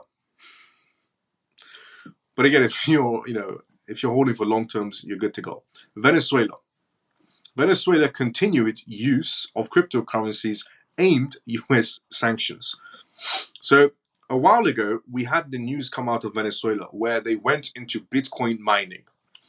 And then a little bit time passes, and then I shared the news again on this live show that Venezuela is going to be banning Bitcoin mining because it's using too much electricity and it's not good for their country, which is ridiculous to think about because Venezuela is essentially fully knew that Bitcoin does use quite a lot of electricity and so on. So what was the point of even greenlighting it to shut it down? Now, the corporations, the small, medium, or large companies, or even people who were mining Bitcoin in Venezuela got banned. So nobody was allowed to mine any sort of cryptocurrencies. And then I said, that's absolute BS because Venezuela is using cryptocurrencies to avoid US sanctions. The government of Venezuela is using cryptocurrencies to avoid sanctions. But God forbid the people want to mine some cryptocurrencies is bad, or want to go towards cryptocurrencies is bad. But they're using cryptocurrencies to essentially avoid their sanctions with the United States. So it's okay for the government to use cryptocurrencies, but God forbid the people want to use cryptocurrencies is bad. So Venezuela is what I said, and now fast forward to today. Venezuela is likely to continue using cryptocurrencies to circulate a new set of US sanctions focused on the country's oil and gold activities. According to Venezuelan descendants and the cryptocurrency analyst, the Nicolas Maduro administration, despite being embroiled in corruption cases involving cryptocurrencies, it appears poised to keep leveraging these digital assets to divert funds away from regulated channels. In May, the US reimposed sanctions on Venezuela, citing the Maduro government's failure to honor their agreements made with the US to ensure fair conditions for the upcoming presidential elections, scheduled for July 28th. Analysts indicate that Venezuela's government will utilize cryptocurrencies as a strategic tool against these sanctions, as has been essentially in the practice in the past. Andrew Fireman, the head of national security intelligence at Chain Analysis, noted that Maduro's regime has historically combined cryptocurrencies with a range of methods, sidestepping international sanctions. Regimes under sanctions typically explore a variety of avenues to evade these restrictions. The Venezuelan authorities have recently halted cryptocurrency industry activities, including Bitcoin mining, following a corruption scandal involving over $1 billion related to cryptocurrency and oil sales. Venezuela has done over $1 billion in cryptocurrencies on oil trades. But they're against cryptocurrencies, only for the people. It's okay for the Venezuelan government to use cryptocurrencies, to sell oil, to sell gold, to make money for themselves, to enrich themselves, but not okay for the people to use cryptocurrencies or mine cryptocurrencies. I think it's double standard. If you do live in Venezuela and the government is using cryptocurrencies, blatantly using cryptocurrencies in front of your own eyes and doing oil trades with cryptocurrencies and doing gold trades with cryptocurrencies, I say mine cryptocurrencies. If you live in a country where the government is telling you, you can't go towards cryptocurrencies, it's banned and so on and so on, but they are doing trades in cryptocurrencies, I say that's double standard. If you want to trade in crypto, so am I. Despite these crackdowns and the involvement of cryptocurrency monitoring agency Suncrypt, its former head of Joycelyn Ramsey and other high-ranking ministers, cryptocurrencies remains a primary tool for evading sanctions. Previous investigations And on this occasion, by chain analysis, revealed that transactions exceeding $70 million in cryptocurrencies were conducted by Suncrypt and its associates to streamline operations. The Venezuelan government was doing transactions they thought under the radar. $70 million at a time, they were doing transactions, which they thought $70 million would be under the radar every single time. PDVSA, the national oil company, is transitioning to having a larger fraction of its dealings settled in USDT. Why are they using USDT to settle oil trades in Venezuela rather than, for example, USDC? Well, if they use USDC, Circle will essentially freeze those wallet addresses. USDT will freeze some wallet addresses, but let the rest go through, because the billion transactions in dollars that was done was through USDT. Not a single penny of that transaction was frozen. A little bit of time passes, USDT, freezes a few wallets here and there to make it look like, USDT is compliant and, we care about, obviously, money laundering, so on and so on. But the reason why Venezuela, all these oil companies are not doing transactions in USDC is because USDC Circle will shut it down. USDT, Tether, will not shut it down. After a while, they'll freeze a couple of wallets to make it look like they're doing something. But Tether likes the idea of even dodgy deals happening on USDT, because money is how they see it. A prominent stablecoin tied to the US dollar, requiring that more than 50% of every oil shipment's values be compensated in its digital currencies, we have reported in more detail previously on CMF. Now, also, Tether is going to be establishing its headquarters in Hong Kong. Some people might see it as a good thing because Tether is not establishing in China or so on and so on. But Hong Kong is basically a province of China. So it might look like Tether is, operating with the West and so on, applying to regulations, but they're just operating out of Hong Kong. They're going to be essentially operating out of Hong Kong sooner or later as their headquarters. But, Hong Kong is a province of China technically. So they can still do their dodgy deals regarding USDT. Now, the next news to talk about on tonight's live show is Korea. Korea to trial digital vouchers. Is this the beginning of, regarding CBDCs, the beginning of, everybody who's been talking about inside the crypto sector, some executives have also given their opinions and so on, of living in this sort of universal payment system of sort of benefits, where everybody receives some sort of universal payments. Now, this was also talked about inside the UK government as well. So, but this was about South Korea, but we're also, it was talked about inside the UK government.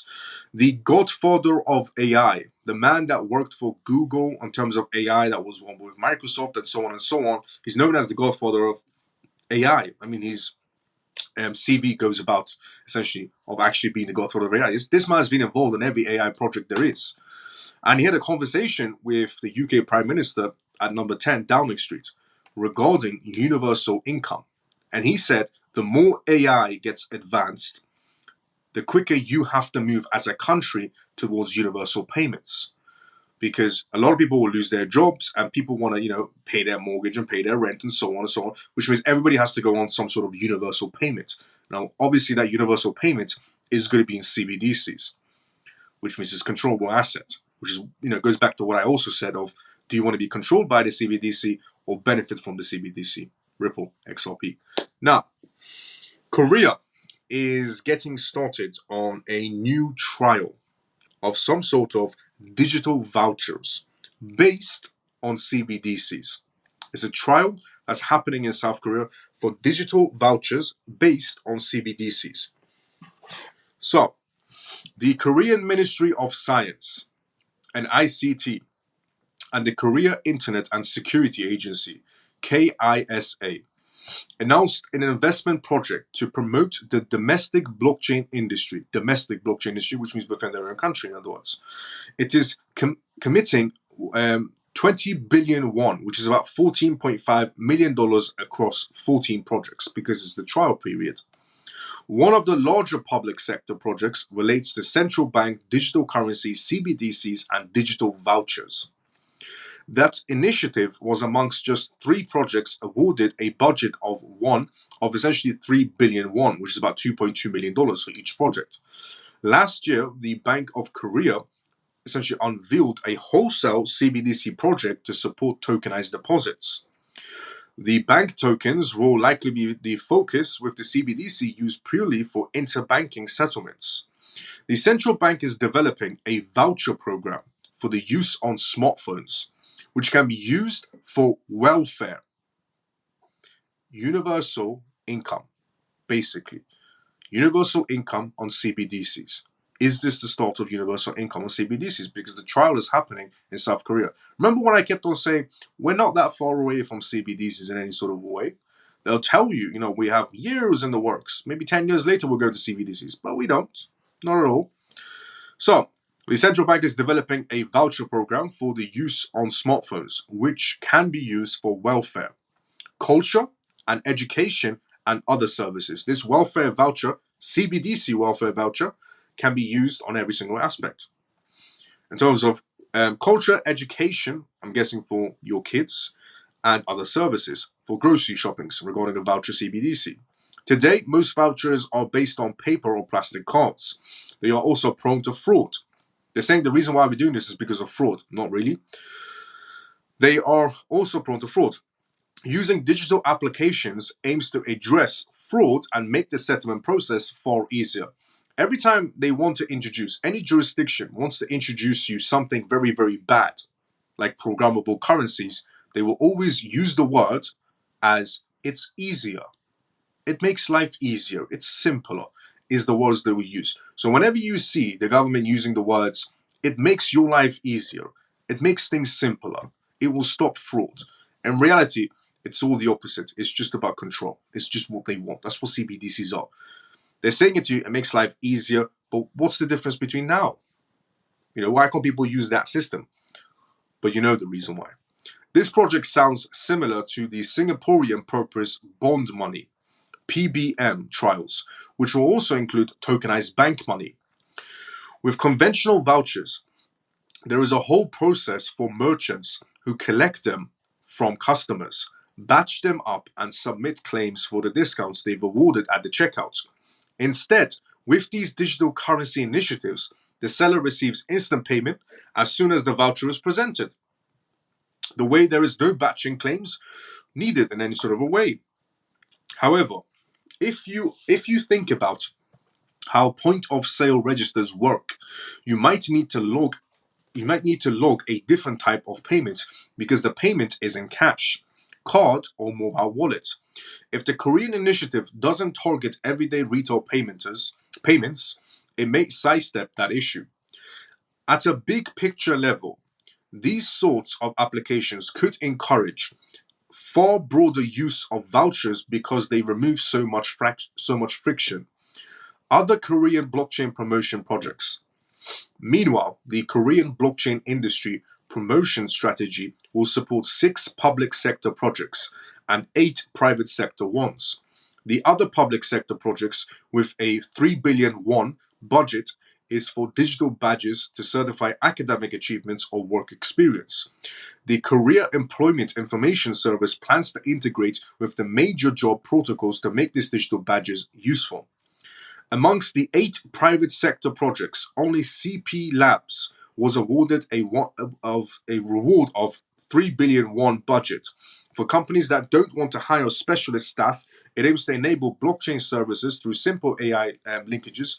The hope is to reduce the development times, and costs. However, this is only likely to work for standardized services such as credentials, traceability, and potential payments. So, is this the start of a CBDC universal income? Because South Korea is about to start it off with the digital vouchers that are CBDCs. And these digital vouchers are basically universal income that can be used for welfare purposes, that can be used for education purposes for your kids and so on, in terms of school. And it can also be used in other services like grocery shopping and so on, these CBDC vouchers, which are basically the first steps towards the world shifting towards universal income. The more AI gets advanced, is what the godfather of AI basically said to Rishi Sunak, the Prime Minister of the United Kingdom, in number 10 Downing Street when he had the conversation.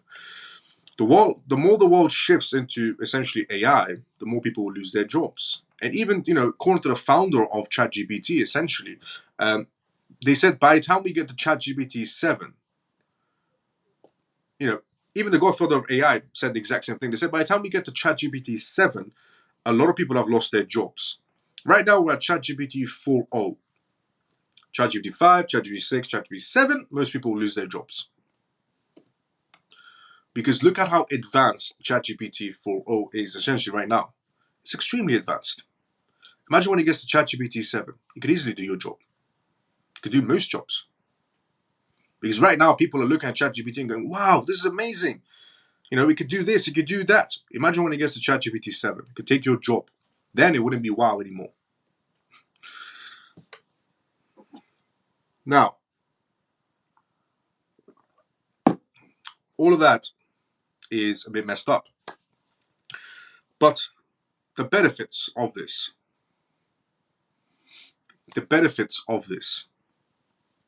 is, in every sort of darkness, see the light. Even though this light is a bit messed up, see the light. In every sort of, disadvantage, try to find an opportunity. Okay? Because most people will look at this and go, oh, we're doomed. Some people will look at this and go, I'm going to protest against CBDCs, which will achieve absolutely nothing. CBDCs will happen either way. But some people will look at this and go, I'm going to, go against the system. Some people look at this and go, I will never go on CBDCs, but they will. And, a lot of people will try to go against it. But you got to think, much more wider than that. And how you should be looking at it is, it's going to be implemented. Step one is understanding CBDCs will get implemented. That's step one. Okay? Honestly, it's very easy. CBDCs will happen. Whether you like it or not, it's going to happen. So that's step one. Get over it. It's going to happen. So, go to step two. How do I benefit from it? And how do I not just be on the CBDCs? As I said, 24,000 crypto projects. There's a lot of competition going on. One group is full of AI crypto projects, competition over there. One group is full of Web3 projects, competition there. One group is full of data projects, competition there. One group is full of gaming projects, competition there inside the crypto space. 24,000 crypto projects, so much competition going on inside the crypto space. But one crypto project has a CBDC platform, and one crypto project has also been implemented in a country right now. And one crypto project regarding their CBDC platform are also listed on the Bank of International Settlements PDF document titled Cross-Border Payments. Ripple, Swift. Swift, Ripple was actually on the document. Public information. So, CBDCs will happen whether you like it or not. It's step one. Once you understand step one, you can move on to step two. How do I benefit from CBDCs and not just be under CBDCs? There is one crypto project doing CBDCs, but about 1,000 crypto projects doing AI, 1,000 projects doing gaming, 1,000 projects doing Web3, 1,000 projects in data. One is doing CBDCs. One has a CBDC platform. One has their CBDCs implemented in a country. And one is only listed on the Bank of International Settlements cross-border payments documents. Doesn't take a genius to figure that one out. And again, I've said this previously again, I'll say it again, which is, a lot of people say, well, that's Ripple, nothing to do with XRP. Good question. Ripple answered your question already. It's on their own website. About a week ago, they released a Q&A on their own website of how exactly they're going to be using XRP. Some people will say, well, it's just Ripple payments, not XRP. They've answered that question as well on Ripple's website. Because so many people are so lost inside the crypto space, Ripple has came out and did a Q&A on their own website. Question, answer of how they're going to be using XRP exactly. And the people who say, well, it's just Ripple payments, it actually says how Ripple payments will be utilizing XRP on their own website. It's a Q&A on their own website.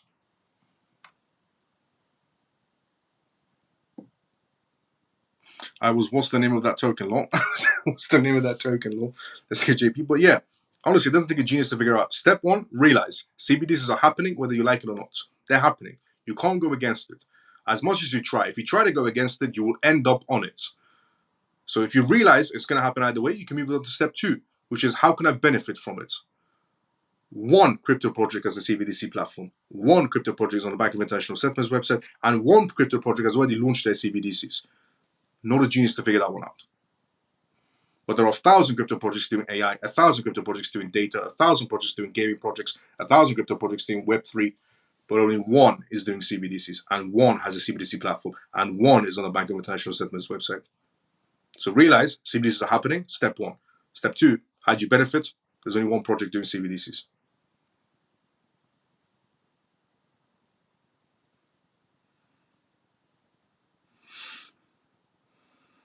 Are you saying we would be able to spend freely with XRP token? What I am saying is you will have freedom above other people because you're on the backbone. You're the backbone of that system.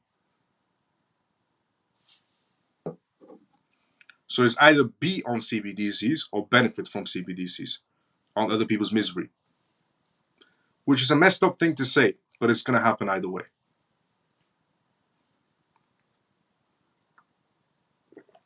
So the question is,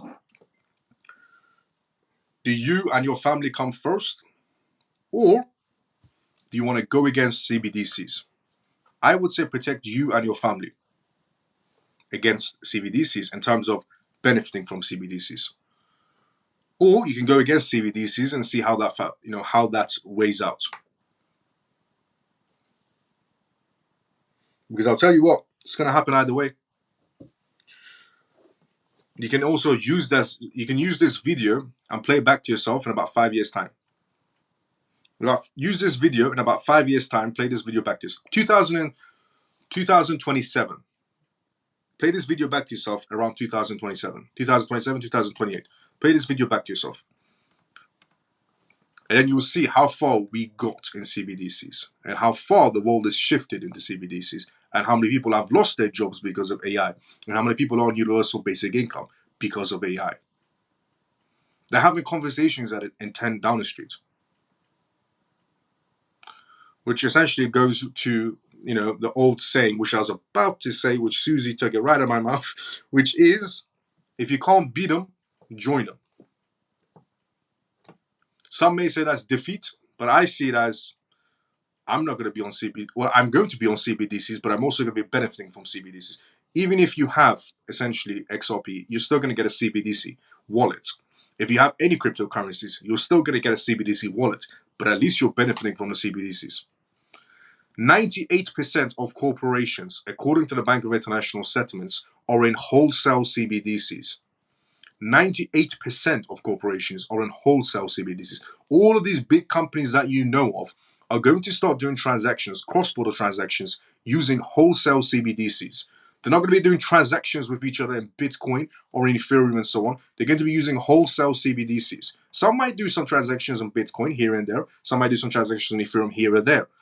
But 98% of them are in wholesale CBDCs for cross-border payments.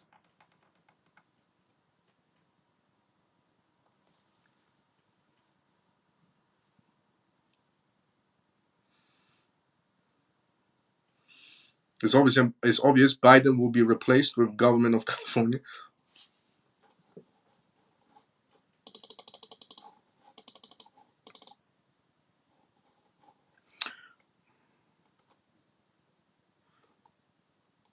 Let's go to the comment section. Can you extract it into a graph mouse? I did it manually the other day.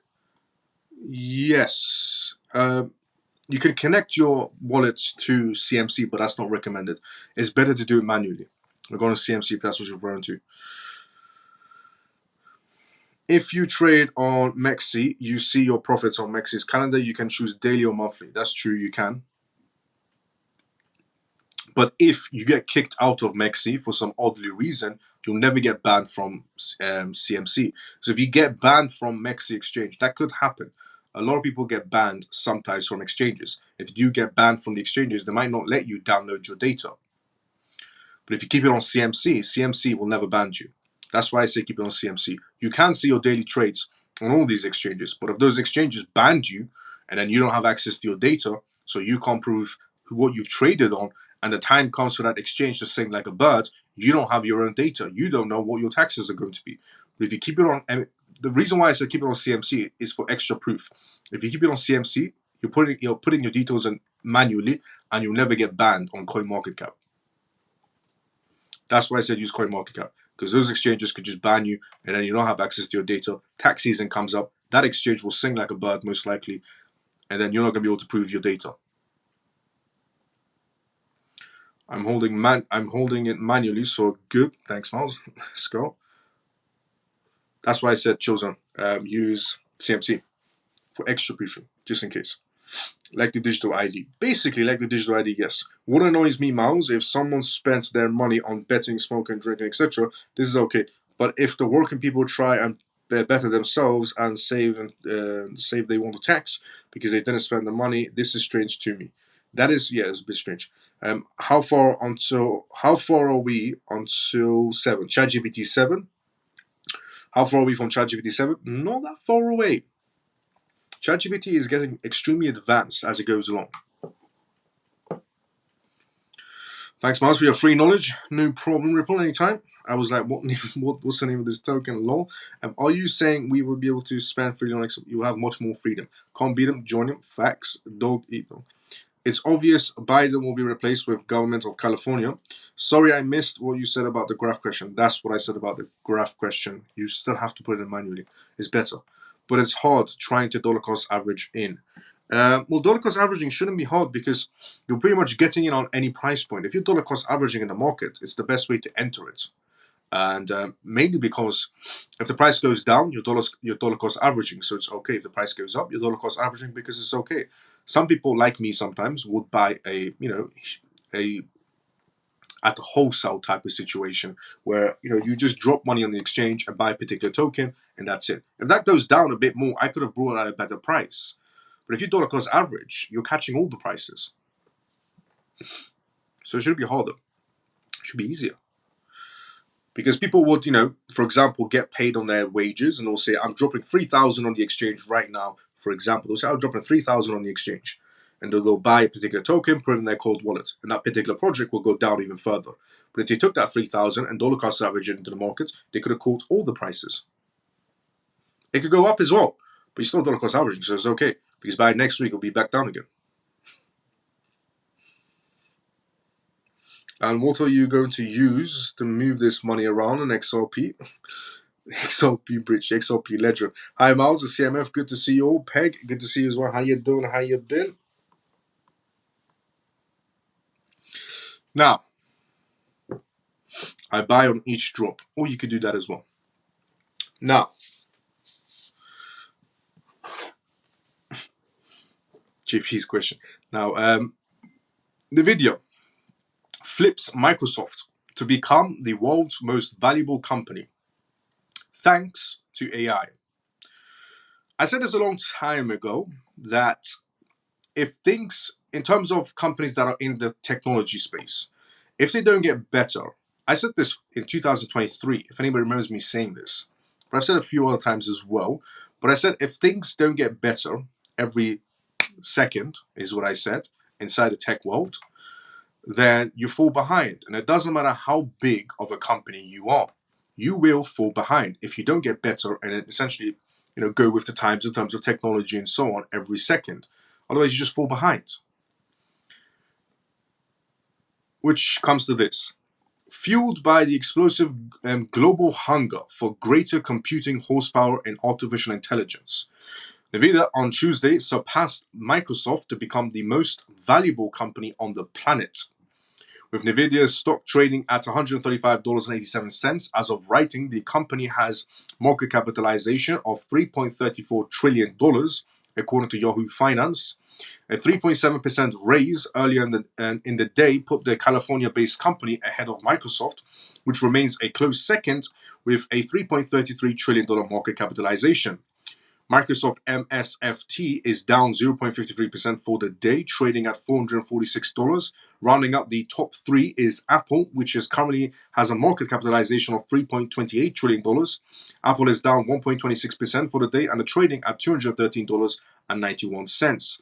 The milestone came as NVIDIA announced a partnership with Hewlett Packard, launching NVIDIA AI computing and private cloud AI with the legacy tech firm.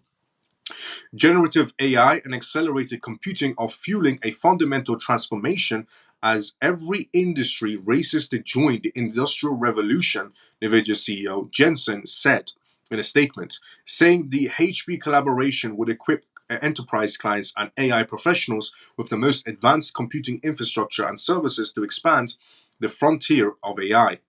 In January, NVIDIA flipped Apple to take second place behind Windows developer Microsoft. In February, NVIDIA reported $22.1 billion in revenue from the fourth quarter of 2023, which was 265% higher than the year before. Fueling NVIDIA's rise to the top was not only a profitable 2023, but a focus on serving the massive demand for computing power with optimized chips like the new Blackwell GPU, which the company announced in March, as well as the project with rival AI developers including Google, Meta, Microsoft, and OpenAI using NVIDIA's technology. The backbone will always be number one, as I've said always. The backbone is always going to be number one. You see, Google obviously is involved. They have their own AI project. So they're with the times. Meta has their own AI project. Microsoft essentially has ChatGPT and OpenAI. They're with the times as well. But their backbone will always do better than them, which is NVIDIA. Goes back to Ripple as well. NVIDIA also highlighted advances it was making in the field of robotics. We are starting to do something really great work in this new generation of robotics, Hung said at the time. The next generation of robotics will likely be humanized robots, and we now have the necessary technology to imagine a generalized human robots. So NVIDIA is going inside of the robot development world. So very soon we could also be expecting iRobot by the looks of it. With sci-fi inspired project names like GR00T and Jetson Thor, the company said it was partnering with manufacturing and automotive companies. Everything that moves will be robotic. There is no question about that. It's safer, it's more convenient. Also, when companies use the word more convenient, they're saying it's more convenient for you. But in reality, it's just about control. Now, this journey does go back to what I said in 2023 and also sometimes from everybody else. Two, no matter how big you are, you will fall. If you said to people a long time ago, Apple will not be ranking number one, people would have called you crazy. How can Apple not be ranking number one? It's number 3 now. And I'm not doing this as a dig at Apple in any sort of a way. Oh, this isn't what I'm talking about, isn't relative to Apple, it's relative to keeping up with the times. So when people say Swift will fall as well, and people will say, no, Swift can't fall, it's too big to fall. Doesn't matter how big you are. At one point, something else will come along that's better than you at everything you do. Nokia was the biggest company in the world. If you told somebody at that time, Nokia won't be the biggest smartphone manufacturer in the world, because it's in the aspect of, we'll talk about technology here, they would have called you crazy. Nobody can overtake Nokia. And then we obviously had essentially Google coming in with Android. Well, we had BlackBerry coming in and overtaking. And then we had Android. And then we had iPhone. And so on and so on. Apple taking over. It's technology. Doesn't matter how big you are. In every generation, essentially, when people said Nokia can't fall, Nokia fell. When people said essentially this can't fall, it fell. Something else came better. Something else came better and better and better and better. Doesn't matter how big you are. If you don't keep up with the times quick enough, you will fall behind. So when people say Swift will fall, and other people will come out and go, Swift can't fall, it's too big. Every generation, there's always that group of morons that will come along and say, this company's too big, it can't fail. No one will replace this company. That company will fall and someone will replace it.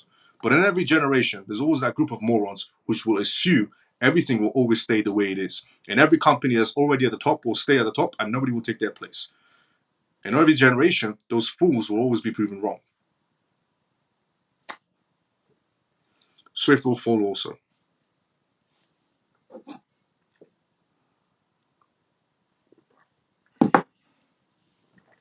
Because again, we are talking about essentially technology in this aspect.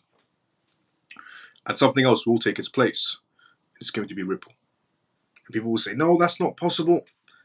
Well, it really is. I'll be honest. It genuinely is. Extremely possible. More than you can think of it. And that's obvious to the Bank of International Settlements. That's how obvious it is, because they're both on the list for cross-border payments. And again, SWIFT didn't take blockchain or CBDCs, too lightly in any sort of way. At the beginning, SWIFT didn't care about blockchain. Ripple was building alongside banks, signing contracts, getting more banks, getting licensings. SWIFT did not care at all. The day Ripple got its name alongside SWIFT on that PDF document, cross-border payments, says SWIFT, few other companies, but under SWIFT it says Ripple. About 2 weeks after, SWIFT comes out. We partnered with Chainlink. Because now it seems like, okay, maybe this blockchain sector is really picking up. Same like Apple. Apple went into building electric cars. They spent $10 billion on the project. On the other side, Microsoft was going for OpenAI and so on.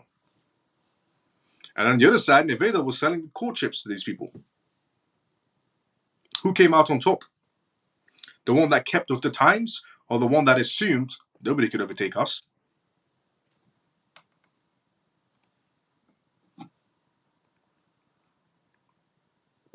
I'll tell you right now, honestly, SWIFT did not take blockchain or CBDCs lightly whatsoever at the early days. At all. Ripple was working alongside banks, building their platform. They didn't care. And then Ripple started signing contracts. SWIFT didn't care. Ripple started signing banks. SWIFT didn't care. Ripple started doing everything, getting licenses and so on. They didn't care. Ripple got their name next to SWIFT on a PDF document in the Bank of International Settlements. 2 weeks, 3 weeks later, SWIFT announces, we partnered with Chainlink. Honestly, it doesn't matter how big you are, you will fall. And I've said this, in every generation, there's always that group of morons who will assume the world will stay the way it is. The companies that are at the top will always stay at the top. Nothing, no company is going to fall, but those morons will always be proven wrong. And I've always said, simple quote, always remember this quote, which is, a wise person, genuinely, a wise person will learn from other people's mistakes. A moron would have to go through the mistake to go, yep, it was a mistake. But a wise person will choose to learn from other people's mistakes. So don't be that moron that assumes this company is too big to fail, no one will replace them, and so on and so on. There will always be someone that will replace them if you don't keep with the times. I said this before in 2023. I said technology needs to get better every second, or you fall behind. It doesn't matter who you are. And because Apple joined the game late, now they're sitting at number 3. If Apple doesn't advance quick enough, they're going to be sitting at number 4. If they don't advance even more, they're going to sit at number 5, 6, 7. And other AI companies and so on will overtake Apple even more.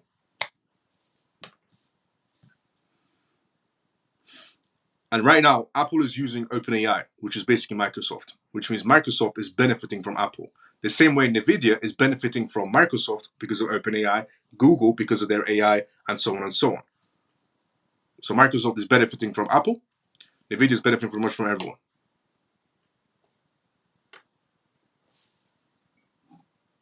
Honestly, don't keep with the times. You just go down the list. The crown will be taken away from you.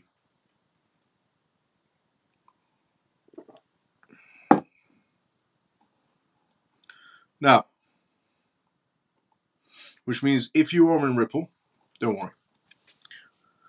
Bright future ahead of you. And don't let those morons tell you that nothing will ever, essentially replace Swift. Because those morons will never learn. They will be the same morons that would have said Nokia will stay number 1. And then said BlackBerry will stay number 1. Then said Android will stay number 1. And then said essentially Apple will stay number 1. It's the same morons. And then Microsoft overtook it, and NVIDIA overtook it, and so on and so on. So don't be that moron that assumes Swift will stay where it is. Learn from other people's mistakes. Don't go through the mistake.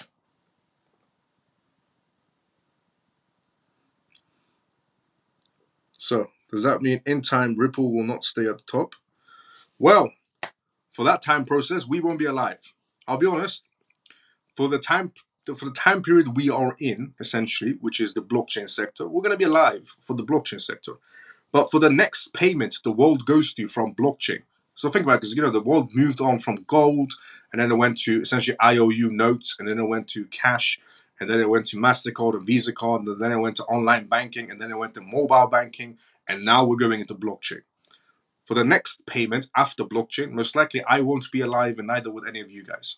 So when it comes to that period in time, is Ripple going to still be around, standing at number one? Well, if we move away from blockchain in about 100 years, I won't be alive for that part, or about 200 years or 300 years, neither will any of you.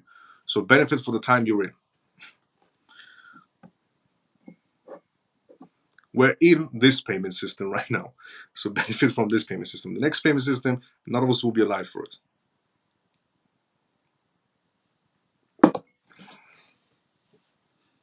So God knows what they're going to move after from blockchain to. But none of us will be alive for it. Nothing lasts forever, though. Yes, that's facts. Nothing will last forever. Just like Blockbuster. Buy the dip. Let's go, Scott. Scott, good to see you as well. How you doing? How you been? Hope you're good. Hope you're good as well, Scott. Let's go. Everything is going to CBDCs. One advantage is having XRP, which is the main advantage, essentially.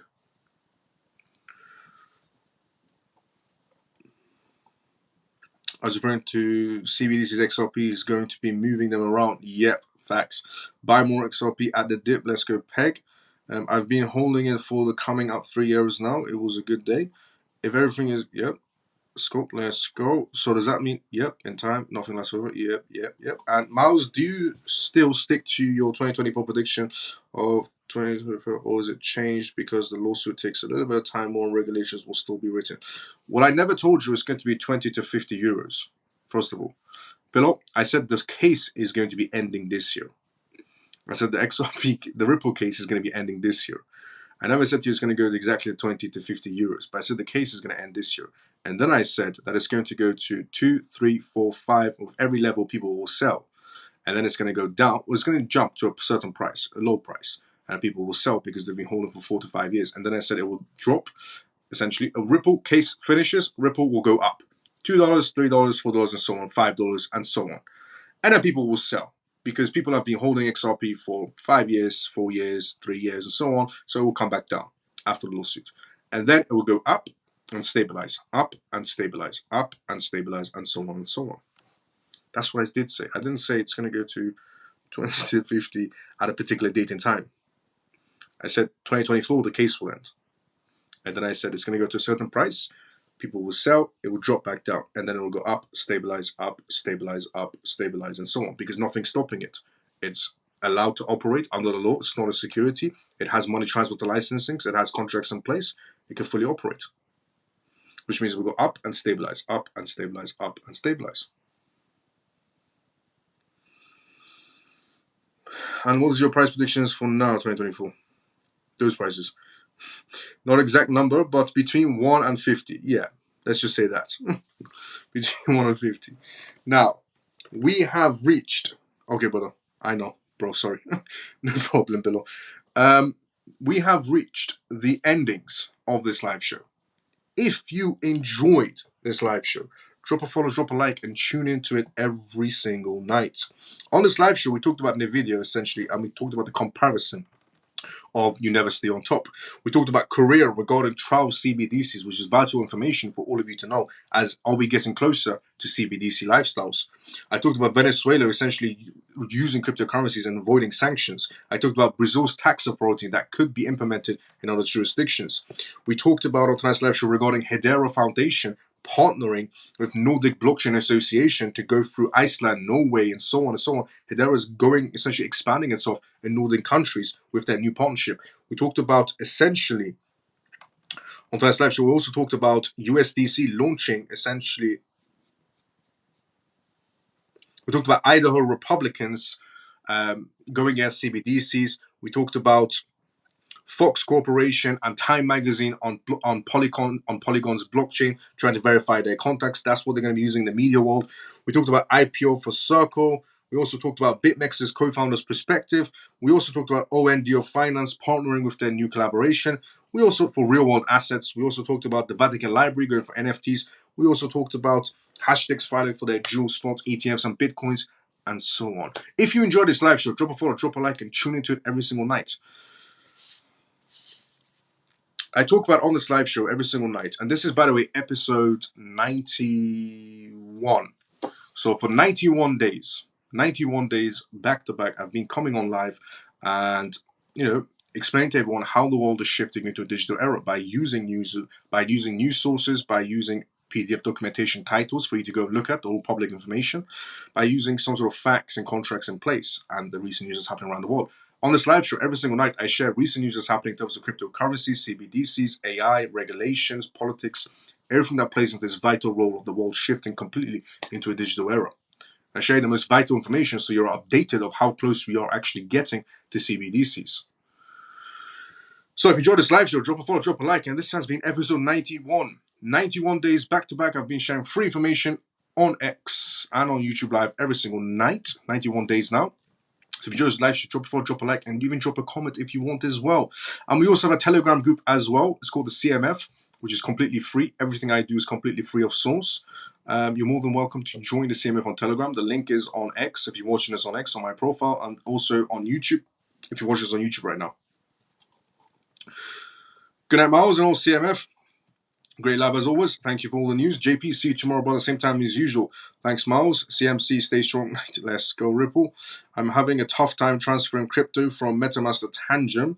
The crypto is tandem friendly. It's Tangent friendly. Scott, I'll help you, sir. Telegram. Good night, CMF. Billo, see you tomorrow, brother, same time as usual. Good night, brother. See you tomorrow, Billo, same time as usual, brother. Thanks, Miles. Good night, everyone. Orphan, see you tomorrow, same time as usual. Scott, direct message me. JP, see you tomorrow, same time as usual. Ripple, see you tomorrow, same time as usual. Thanks, Miles. Great live as usual. Jason, see you tomorrow, same time as usual as well. Thanks, Miles. Very informative as usual. Much appreciated. Good night, Miles. Good day and night to all CMF. We are getting closer each day. Let's go, Shelly. Shelly, see you tomorrow, same time as usual as well. Thanks for all you do for our family group, Miles Daily. Scott, thanks so much for the kind words, and see you tomorrow, same time as usual. Good night, Miles and CMF. I'm off to buy the dip. Let's go, Jason. Miles is the GOAT. Take care, brother, from another mother. Let's go, family. Ray, see you tomorrow, brother, same time as usual. Ziptopia, good to see you as well. See you tomorrow, same time as usual. Thanks, Miles. Let's go, Ziptopia. And thank you, Miles, for all the information. Have a good night. Peg, see you tomorrow, same time as usual as well. Free and forever. Good night, Miles and CMF. Free and forever. See you tomorrow, same time as usual as well. I will see everybody tomorrow, same timing as usual. JR, see you tomorrow, same time as usual as well. I'll see everybody tomorrow, same timing as usual. Everybody have a great day, good night, depending on where you are around the world. I'll see everybody tomorrow, same time as usual. Everybody have a great day or a good night, depending on where you are around the world. CMF, see you tomorrow, same time as usual.